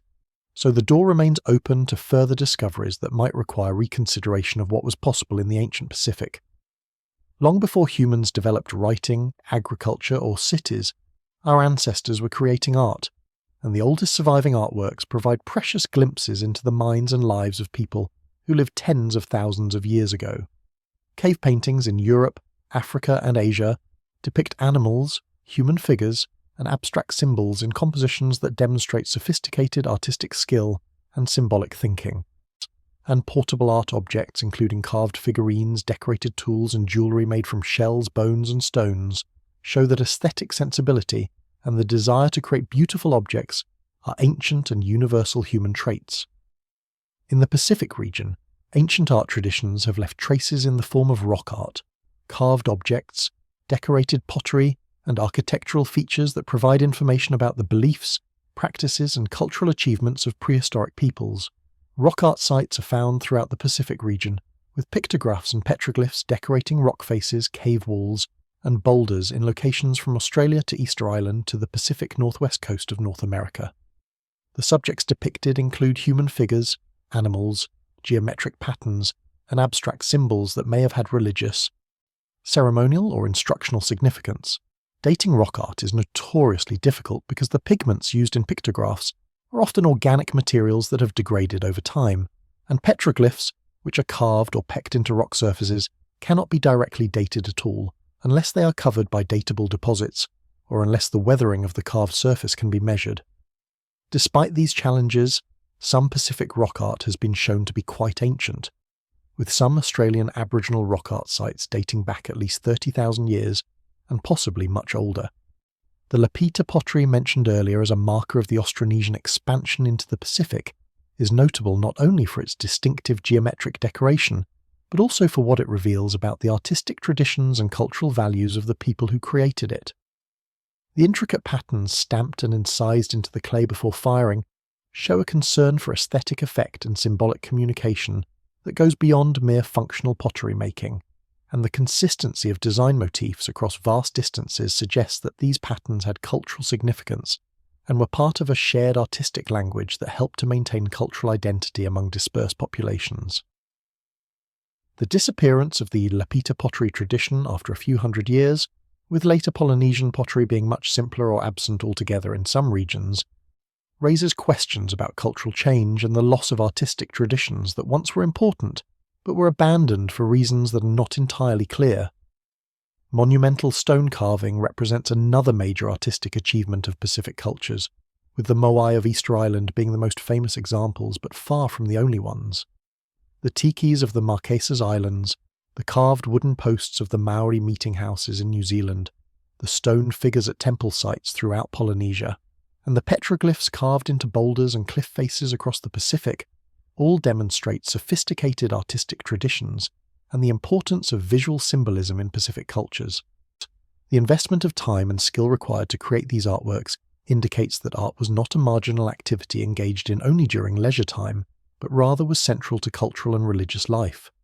with artists holding important positions in society and their creations being valued as sacred objects or powerful symbols rather than mere decorations. The question of whether artistic traditions in the Pacific might preserve knowledge about ancient lands or civilizations is intriguing but difficult to answer. Some researchers have suggested that certain motifs appearing in Pacific art, such as spirals, concentric circles, and labyrinth patterns, might be abstract representations of geographical features, navigation routes, or cosmological concepts that encode traditional knowledge in visual form. The knotted cords called quipu used by the Inca in South America to record numerical and narrative information demonstrate that non-written systems for encoding information can be sophisticated and detailed, and it is conceivable that Pacific artistic traditions served similar mnemonic functions, helping people to remember and transmit important cultural knowledge through visual patterns. However, without written explanations or detailed oral traditions explaining the meanings of specific artistic motifs,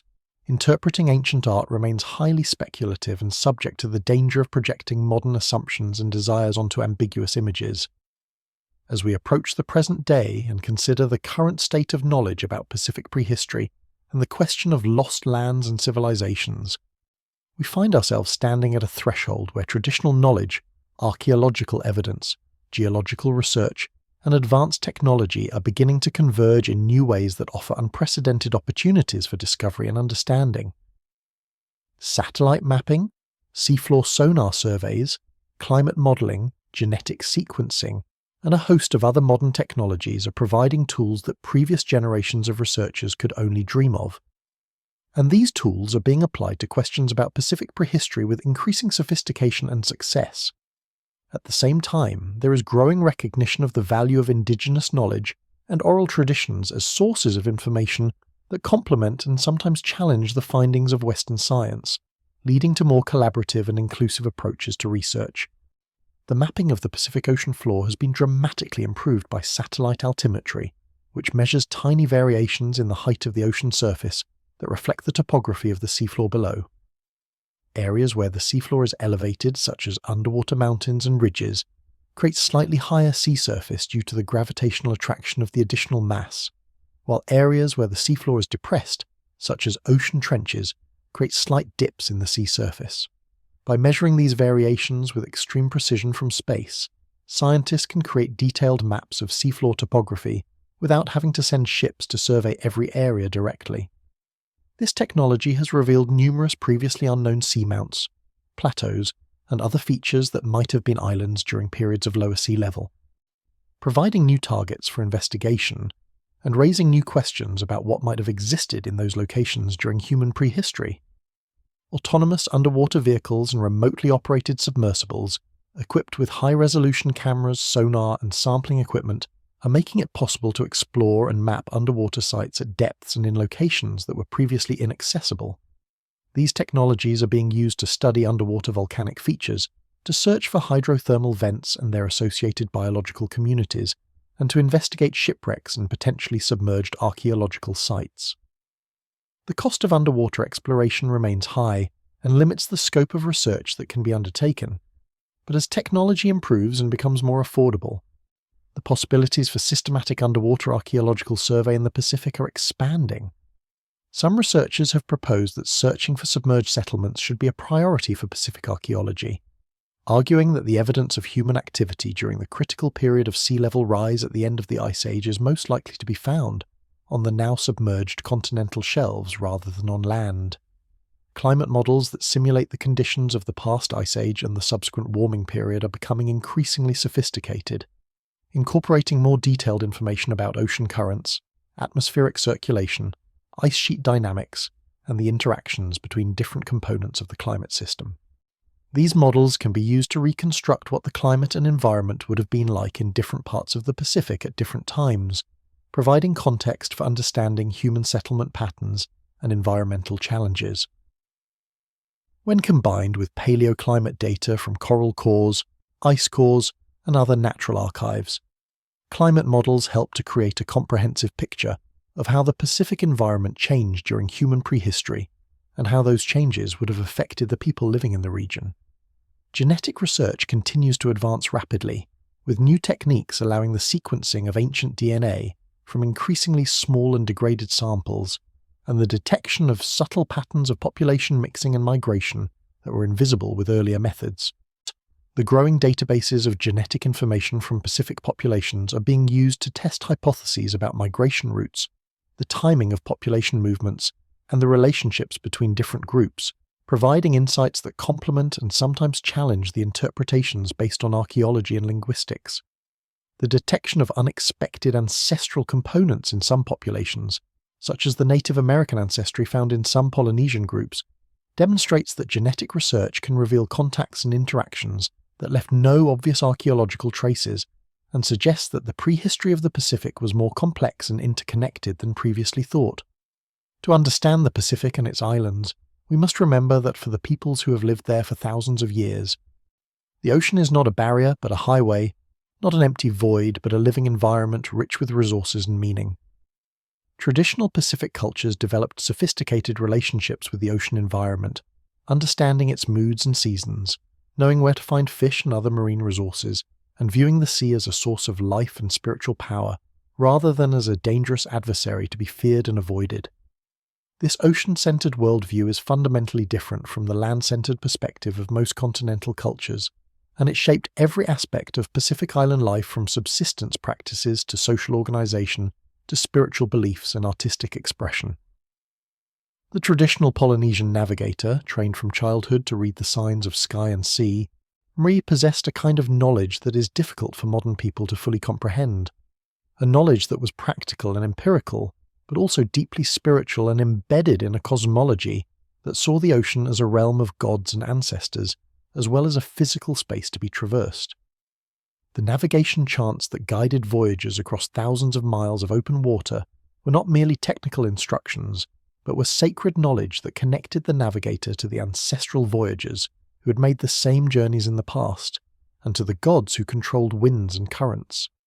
The double-hulled voyaging canoes were not just watercraft, but were living beings with names and personalities, blessed by priests and protected by guardian spirits.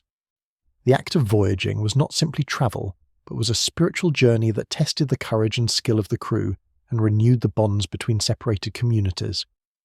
The ocean provided the primary source of protein for most Pacific Island populations, with fish, shellfish, octopus, sea turtles and marine mammals all being harvested using techniques developed over millennia of experience.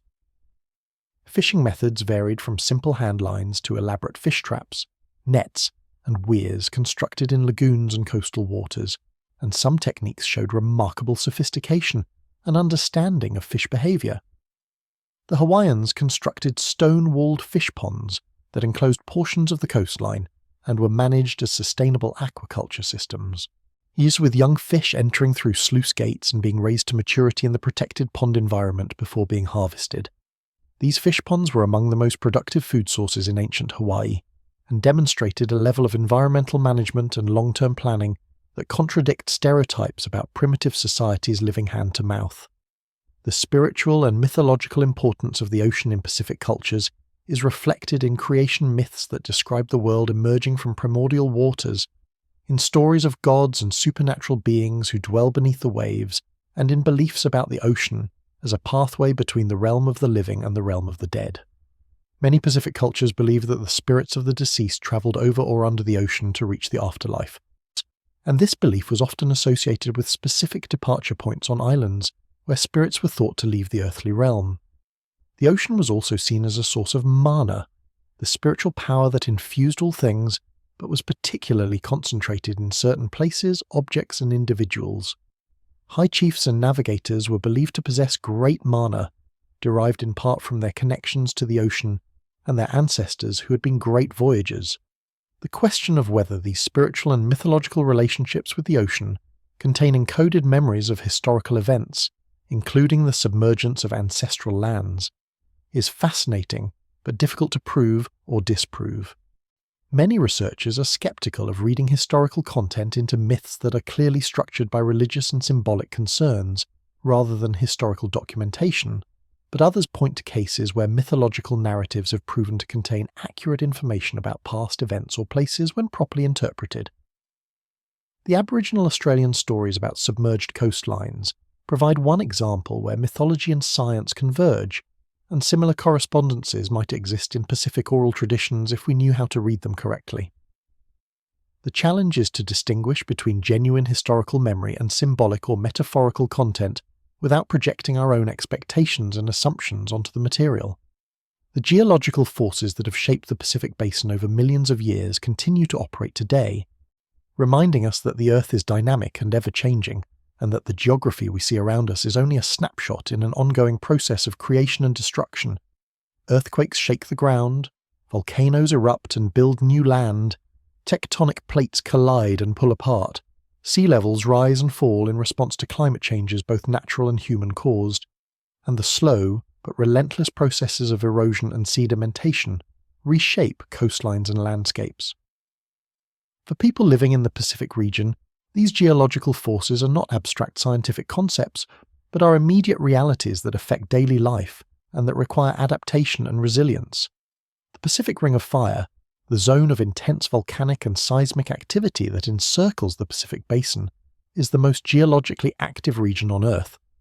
producing more than 75% of the world's earthquakes and hosting more than half of the world's active volcanoes. The tectonic processes that create this activity, Primarily the subduction of oceanic plates beneath continental or island arc systems have been operating for hundreds of millions of years and have built the mountain ranges, volcanic islands, and ocean trenches that characterize the Pacific margin. The subduction zones where oceanic crust is consumed back into the Earth's mantle are marked by deep ocean trenches, including the Mariana Trench, the deepest point in the world's oceans at more than 36,000 feet below sea level, and by chains of volcanic islands and continental volcanic arcs including Japan, the Philippines, Indonesia, and the Andes Mountains of South America. The volcanic islands of the Pacific are born, grow, and eventually die according to a well-understood life cycle, controlled by the movement of tectonic plates over hotspots in the underlying mantle. A hotspot is a plume of unusually hot rock rising from deep in the Earth's mantle, and when this plume reaches the base of the crust, it can melt through and produce volcanic eruptions that build islands. As the tectonic plate moves over the stationary hotspot, the volcanic activity shifts to a new location, and the older volcano becomes inactive and begins to erode and subside. Over millions of years, volcanic islands can be eroded down to sea level, and then subside completely beneath the waves, becoming seamounts that mark the former positions of islands. This process has created the long chains of volcanic islands and seamounts that stretch across the Pacific, providing a record of plate motion and volcanic activity extending back tens of millions of years. The implications of this volcanic island life cycle for questions about lost lands are both encouraging and discouraging. On one hand, it confirms that substantial islands have existed in the Pacific in the past, and have subsequently disappeared beneath the waves,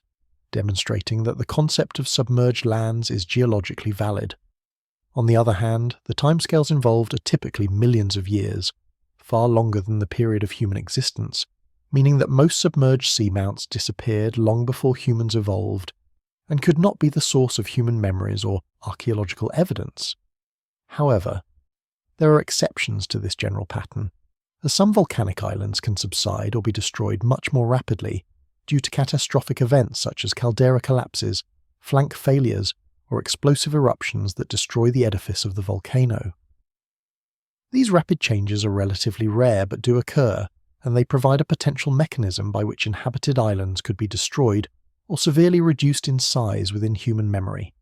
The question of current and future sea level rise has taken on new urgency due to climate change and the recognition that human activities are warming the planet and causing ice sheets to melt at accelerating rates. The current rate of sea level rise is approximately 3 millimeters per year,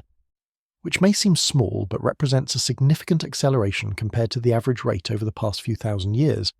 and projections suggest that sea level could rise by several feet or more over the coming century if greenhouse gas emissions are not dramatically reduced.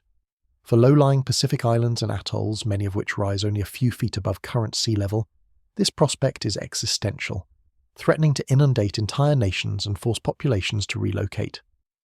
The plight of these modern island nations facing submergence due to rising seas provides a sobering contemporary parallel to the ancient stories of lost lands and displaced peoples, reminding us that the processes that shaped Pacific geography in the past are still active and still affecting human lives today.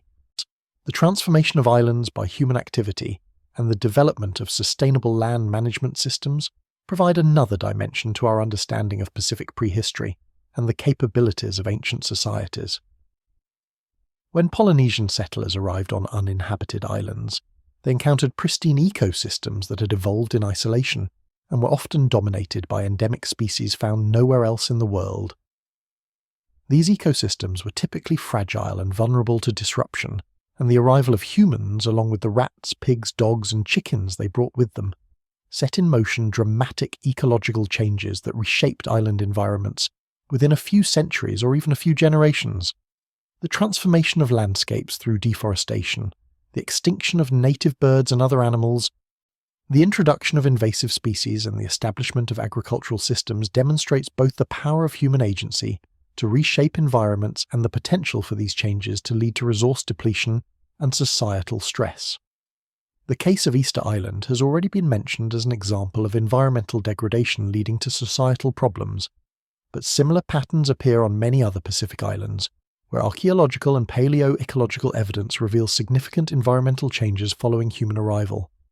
In Hawaii, New Zealand, and numerous other locations, the fossil record shows that dozens of bird species went extinct soon after human settlement, with flightless birds and ground-nesting seabirds being particularly vulnerable to predation by humans and the rats that accompanied them. Here, the loss of these species would have reduced the availability of wild food resources and may have created pressure for more intensive agricultural production. Deforestation occurred on many islands as settlers cleared land for gardens and used wood for construction, fuel, and canoe building, and in some cases the loss of forest cover led to soil erosion and declining agricultural productivity. However, the story of Pacific Island settlement is not simply one of environmental destruction and collapse. In many cases, island populations successfully adapted to the environmental constraints of their homes and developed sophisticated systems for managing resources sustainably over long periods of time. The taro irrigation systems of Hawaii and other high islands, the breadfruit groves and coconut plantations that provided stable food sources, the marine management systems that protected spawning areas and regulated fishing, and the social institutions that coordinated labour and distributed resources, all represent achievements in sustainable living that allowed island populations to thrive for hundreds or thousands of years. The key difference between islands that experience severe environmental problems and those that maintain stability seems to be a combination of environmental factors such as soil fertility, rainfall, and island size, and cultural factors such as social organisation, resource management systems, and population control mechanisms. The question of what knowledge systems and practices ancient Pacific Islanders used to manage their environment sustainably is important for understanding their societies, and also has contemporary relevance as modern island nations grapple with environmental challenges including overfishing, pollution, habitat destruction, and the impacts of climate change. Traditional ecological knowledge, the accumulated understanding of natural systems and sustainable resource use practices that was developed over generations of experience, has been recognized as valuable not only as cultural heritage, but also as a source of practical wisdom that can inform modern conservation and management efforts. Many Pacific Island communities are working to revive and apply traditional management practices, including the establishment of marine protected areas based on traditional kapu or tabu systems that restricted fishing in certain areas or during certain seasons, allowing fish populations to recover and ensuring sustainable yields. The gardens and agricultural systems of ancient Pacific Islanders were not random collections of useful plants, but were carefully designed polycultures that mimicked natural ecosystems and provided multiple products while maintaining soil fertility and preventing erosion. The Hawaiian Hupua system integrated different cultivation zones from the mountains to the sea, with forest areas providing timber, birds, and medicinal plants, mid-elevation areas supporting taro terraces and dryland crops, and coastal areas providing fish, shellfish, and salt. This integrated approach to resource management reflected a sophisticated understanding of ecology and demonstrated that sustainable prosperity was achievable even on relatively small and isolated islands if the right knowledge and social systems were in place. The fact that these systems were developed without written records or formal scientific training, but were based on careful observation, experimentation, and transmission of knowledge through oral tradition underscores the capabilities of traditional societies and cautions against underestimating the achievements of peoples who did not leave behind the kinds of material remains that impress modern observers. The cumulative weight of evidence from archaeology, geology, genetics, linguistics, traditional knowledge, and paleoclimatology provides a rich and complex picture of Pacific prehistory, though significant gaps and uncertainties remain. We can be confident that humans reached the Western Pacific and Australia very early, at least 65,000 years ago, and that these early populations possessed sophisticated knowledge of seafaring and navigation that allowed them to cross significant water barriers. We know that the Austronesian expansion beginning around 5,000 years ago carried farming peoples across vast areas of the Pacific and established the ancestral populations of the Polynesians, Micronesians, and many Melanesian groups. We know that Polynesian navigators achieved the remarkable feat of discovering and settling nearly every habitable island in the Pacific,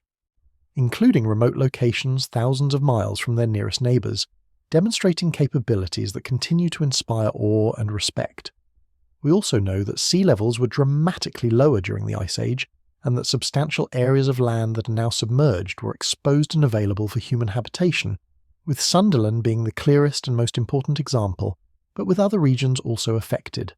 We know that climate changes at the end of the Ice Age caused rapid sea level rise that would have inundated coastal settlements and forced populations to relocate, and we can be confident that this process affected Pacific Rim populations even if direct archaeological evidence is difficult to find. We know that volcanic eruptions, earthquakes, tsunamis,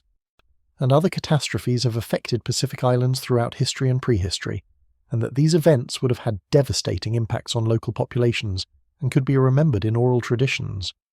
What we do not know with certainty is whether there were substantial landmasses in the Central or Eastern Pacific during the period of human habitation that are now completely submerged and that might have hosted significant populations or even advanced civilizations.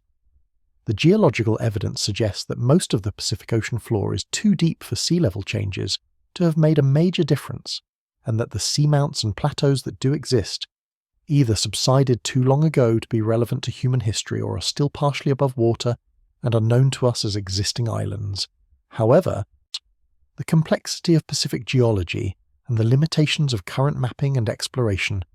mean that we cannot definitively rule out the possibility that some features remain undiscovered or that some underwater plateaus were exposed more recently than currently believed.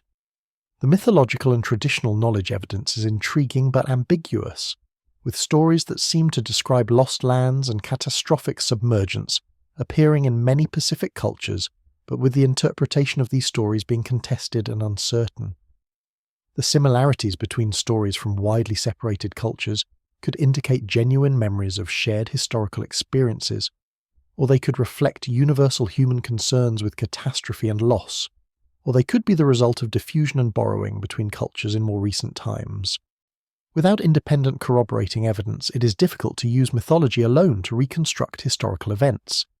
Though the examples of Aboriginal Australian stories describing submerged coastlines demonstrate that oral traditions can preserve accurate information about ancient geographical changes,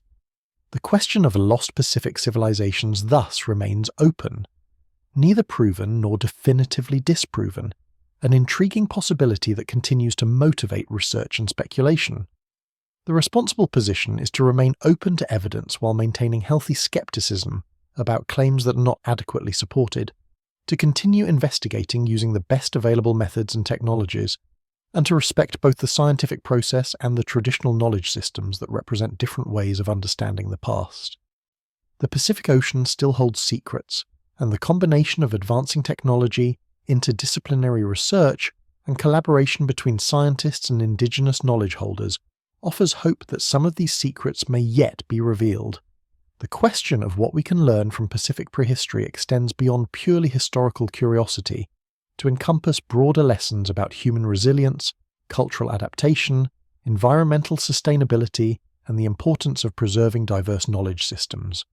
The peoples of the Pacific demonstrated remarkable capabilities in navigating vast distances, settling challenging environments, developing sustainable resource management practices, and maintaining cultural continuity across centuries despite limited material resources and constant environmental pressures. These achievements provide inspiration and practical wisdom that remain relevant in the modern world, particularly as humanity faces global challenges including climate change, environmental degradation, and the loss of cultural and biological diversity. The navigation knowledge of Polynesian voyagers, nearly lost during the colonial period when traditional seafaring practices were suppressed or abandoned in favour of Western technologies, has been revived in recent decades through the efforts of cultural practitioners, scholars, and institutions dedicated to preserving traditional knowledge. The construction of replica voyaging canoes and the training of new generations of navigators using traditional techniques has demonstrated that these skills can be recovered even after periods of discontinuity.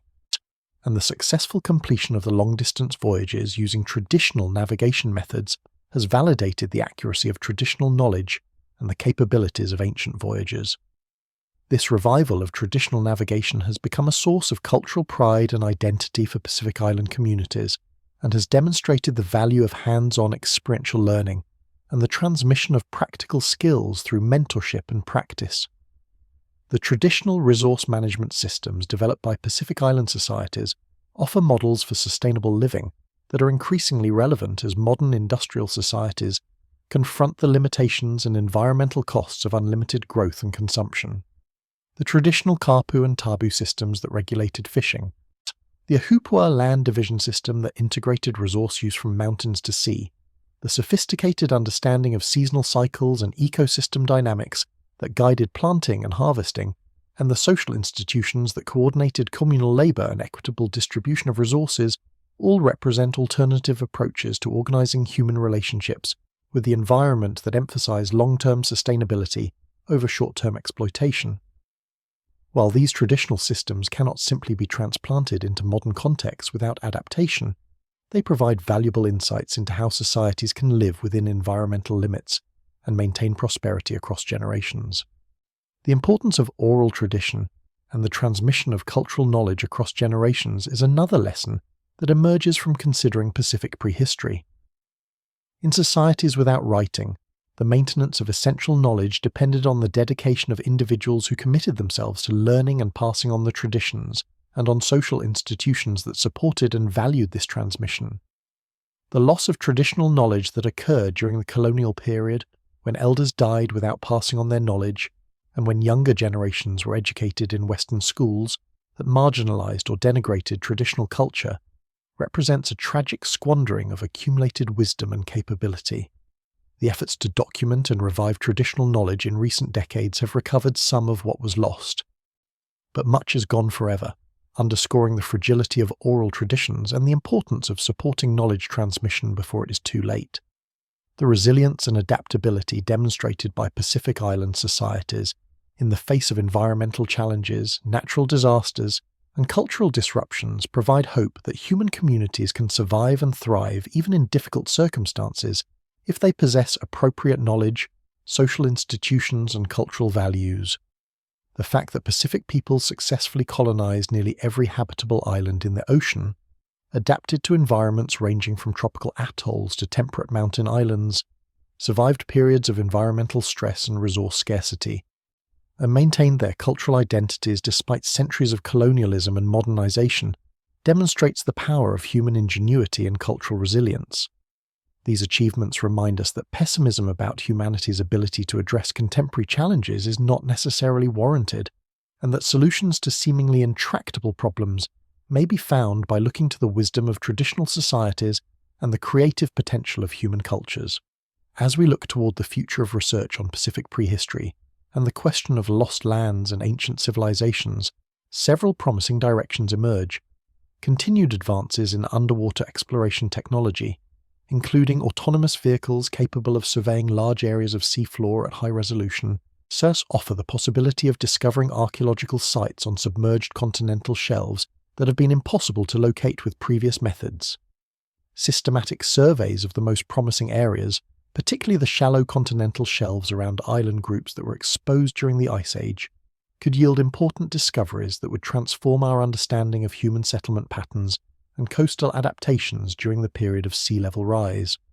Genetic research continues to advance rapidly, with new analytical methods capable of detecting subtle patterns of population structure, migration, and mixing that were invisible with earlier techniques. The growing databases of genetic information from both living populations and ancient DNA, recovered from archaeological sites, are enabling increasingly sophisticated reconstructions of population history, and unexpected findings such as the detection of Native American ancestry in some Polynesian populations demonstrate that genetic research can reveal previously unknown contacts and interactions.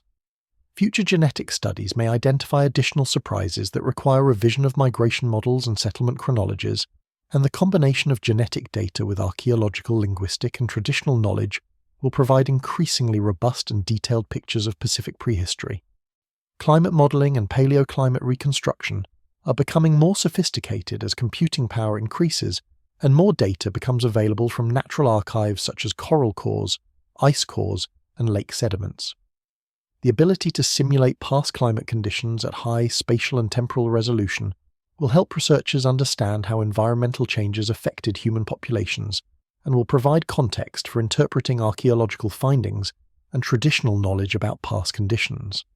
Understanding how past climate changes occurred and how human societies responded to them has direct relevance for addressing contemporary climate change and planning for future environmental challenges, making this research not only historically interesting but also practically important.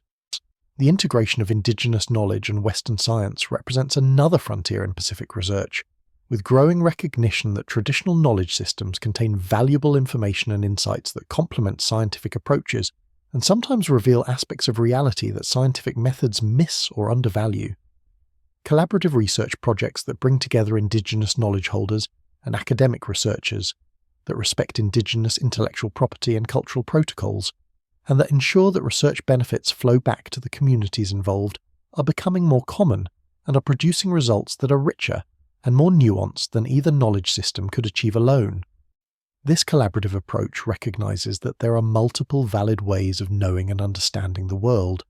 and that the best understanding emerges from respectful dialogue between different perspectives. The question of whether substantial landmasses existed in the Pacific during human prehistory and were subsequently submerged remains unresolved, and may never be definitively answered unless compelling physical evidence is discovered. However, the pursuit of this question has already generated valuable research and insights that have deepened our understanding of Pacific geology, human migrations, traditional navigation, oral traditions, and the complex interactions between human societies and their environments. Whether or not lost continents are ever found, the scientific and cultural knowledge gained through investigating this question has value in its own right, and contributes to the broader project of understanding human history and the diverse ways that different peoples have adapted to the varied environments of our planet. The Great Submergence that transformed the geography of Earth at the end of the last ice age represents one of the most significant environmental changes experienced by human populations in our species' history, drowning vast coastal plains and low-lying regions that had been home to human communities for thousands of years and forcing populations to relocate to higher ground or perish. In the Pacific region, where sea levels rose more than 400 feet and where volcanic and tectonic processes have raised and lowered islands throughout geological time, the potential for significant land masses to have existed during human prehistory and then disappeared beneath the waves cannot be dismissed, though concrete evidence for such lands remains elusive and controversial. The myths and legends preserved in Pacific oral traditions speak of ancestral homelands that were lost to the sea, of floods and catastrophes that destroyed earlier worlds, of voyages from distant lands to find refuge on the islands that remain. And these stories, whether they are purely symbolic or contain kernels of historical truth, reflect the deep relationship between Pacific peoples and the ocean that surrounds them. The search for evidence of lost Pacific lands and civilizations continues to engage researchers and capture imaginations, drawing on diverse sources of evidence including underwater archaeology, genetic analysis, geological mapping, paleoclimate reconstruction, and traditional knowledge. While mainstream science remains skeptical of claims about advanced ancient civilizations or extensive submerged continents in the Pacific, the examples of Sunderland and Zealandia demonstrate that substantial land masses can be submerged and that our understanding of Pacific geography is still incomplete. The possibility that future discoveries may require revision of our understanding of Pacific prehistory remains open, and the pursuit of such discoveries drives ongoing research that continues to reveal the complexity and richness of human history in the Pacific region. The achievements of Pacific Island peoples in navigating vast distances, settling remote islands, developing sustainable resource management practices, and maintaining cultural continuity across generations provide valuable lessons for contemporary society as we face global challenges including climate change, environmental degradation, and cultural homogenization. The traditional knowledge systems that enable these achievements represent profound wisdom, accumulated over thousands of years of experience, and the revival and preservation of these knowledge systems is essential not only for cultural reasons but also for the practical insights they offer about living sustainably and resiliently in challenging environments. The resilience demonstrated by Pacific peoples in adapting to environmental changes, recovering from natural disasters, and maintaining their identities despite pressures from colonialism and modernization provides hope that human societies can navigate future challenges successfully if we draw on diverse knowledge systems and cultural traditions. As we close this exploration of the Great Submergence and the question of lost Pacific lands, we are reminded that the ocean that covers more than 70% of Earth's surface remains largely unexplored and poorly understood, with vast areas of seafloor that have never been mapped at high resolution and countless mysteries waiting to be discovered. The deep ocean trenches, underwater mountains, volcanic plateaus, and continental shelves that lie beneath the waves hold secrets about Earth's geological history, and potentially about human prehistory as well, with secrets that new technologies and research approaches are beginning to reveal. Whether or not the legendary continents of myth and speculation are ever found, the quest to understand Pacific prehistory continues to generate valuable knowledge and to remind us that human history is deeper, more complex, and more interconnected than conventional narratives often acknowledge. The Pacific Ocean remains a realm of mystery and wonder, vast and powerful and beautiful, connecting the diverse peoples who live around its margins and on the islands scattered across its expanse. For thousands of years, human beings have ventured onto this great ocean, navigating by stars and swells, carrying their languages and cultures and knowledge to new lands, adapting to new environments, and creating the rich tapestry of Pacific Island cultures that exist today. The memory of ancestral lands, whether real or imagined, whether submerged beneath rising seas or existing only in the realm of myth and spiritual belief, remains part of the cultural heritage of Pacific peoples and connects them to their past and to their ancestors who voyaged before them. As we drift into sleep contemplating these mysteries, we carry with us images of ancient voyagers crossing endless expanses of ocean under star-filled skies, of islands rising from blue depths, of civilizations that flourished and faded, and of the enduring human spirit that explores, adapts, and perseveres in the face of immense challenges and profound mysteries that still await discovery in the hidden depths of our planet's greatest ocean.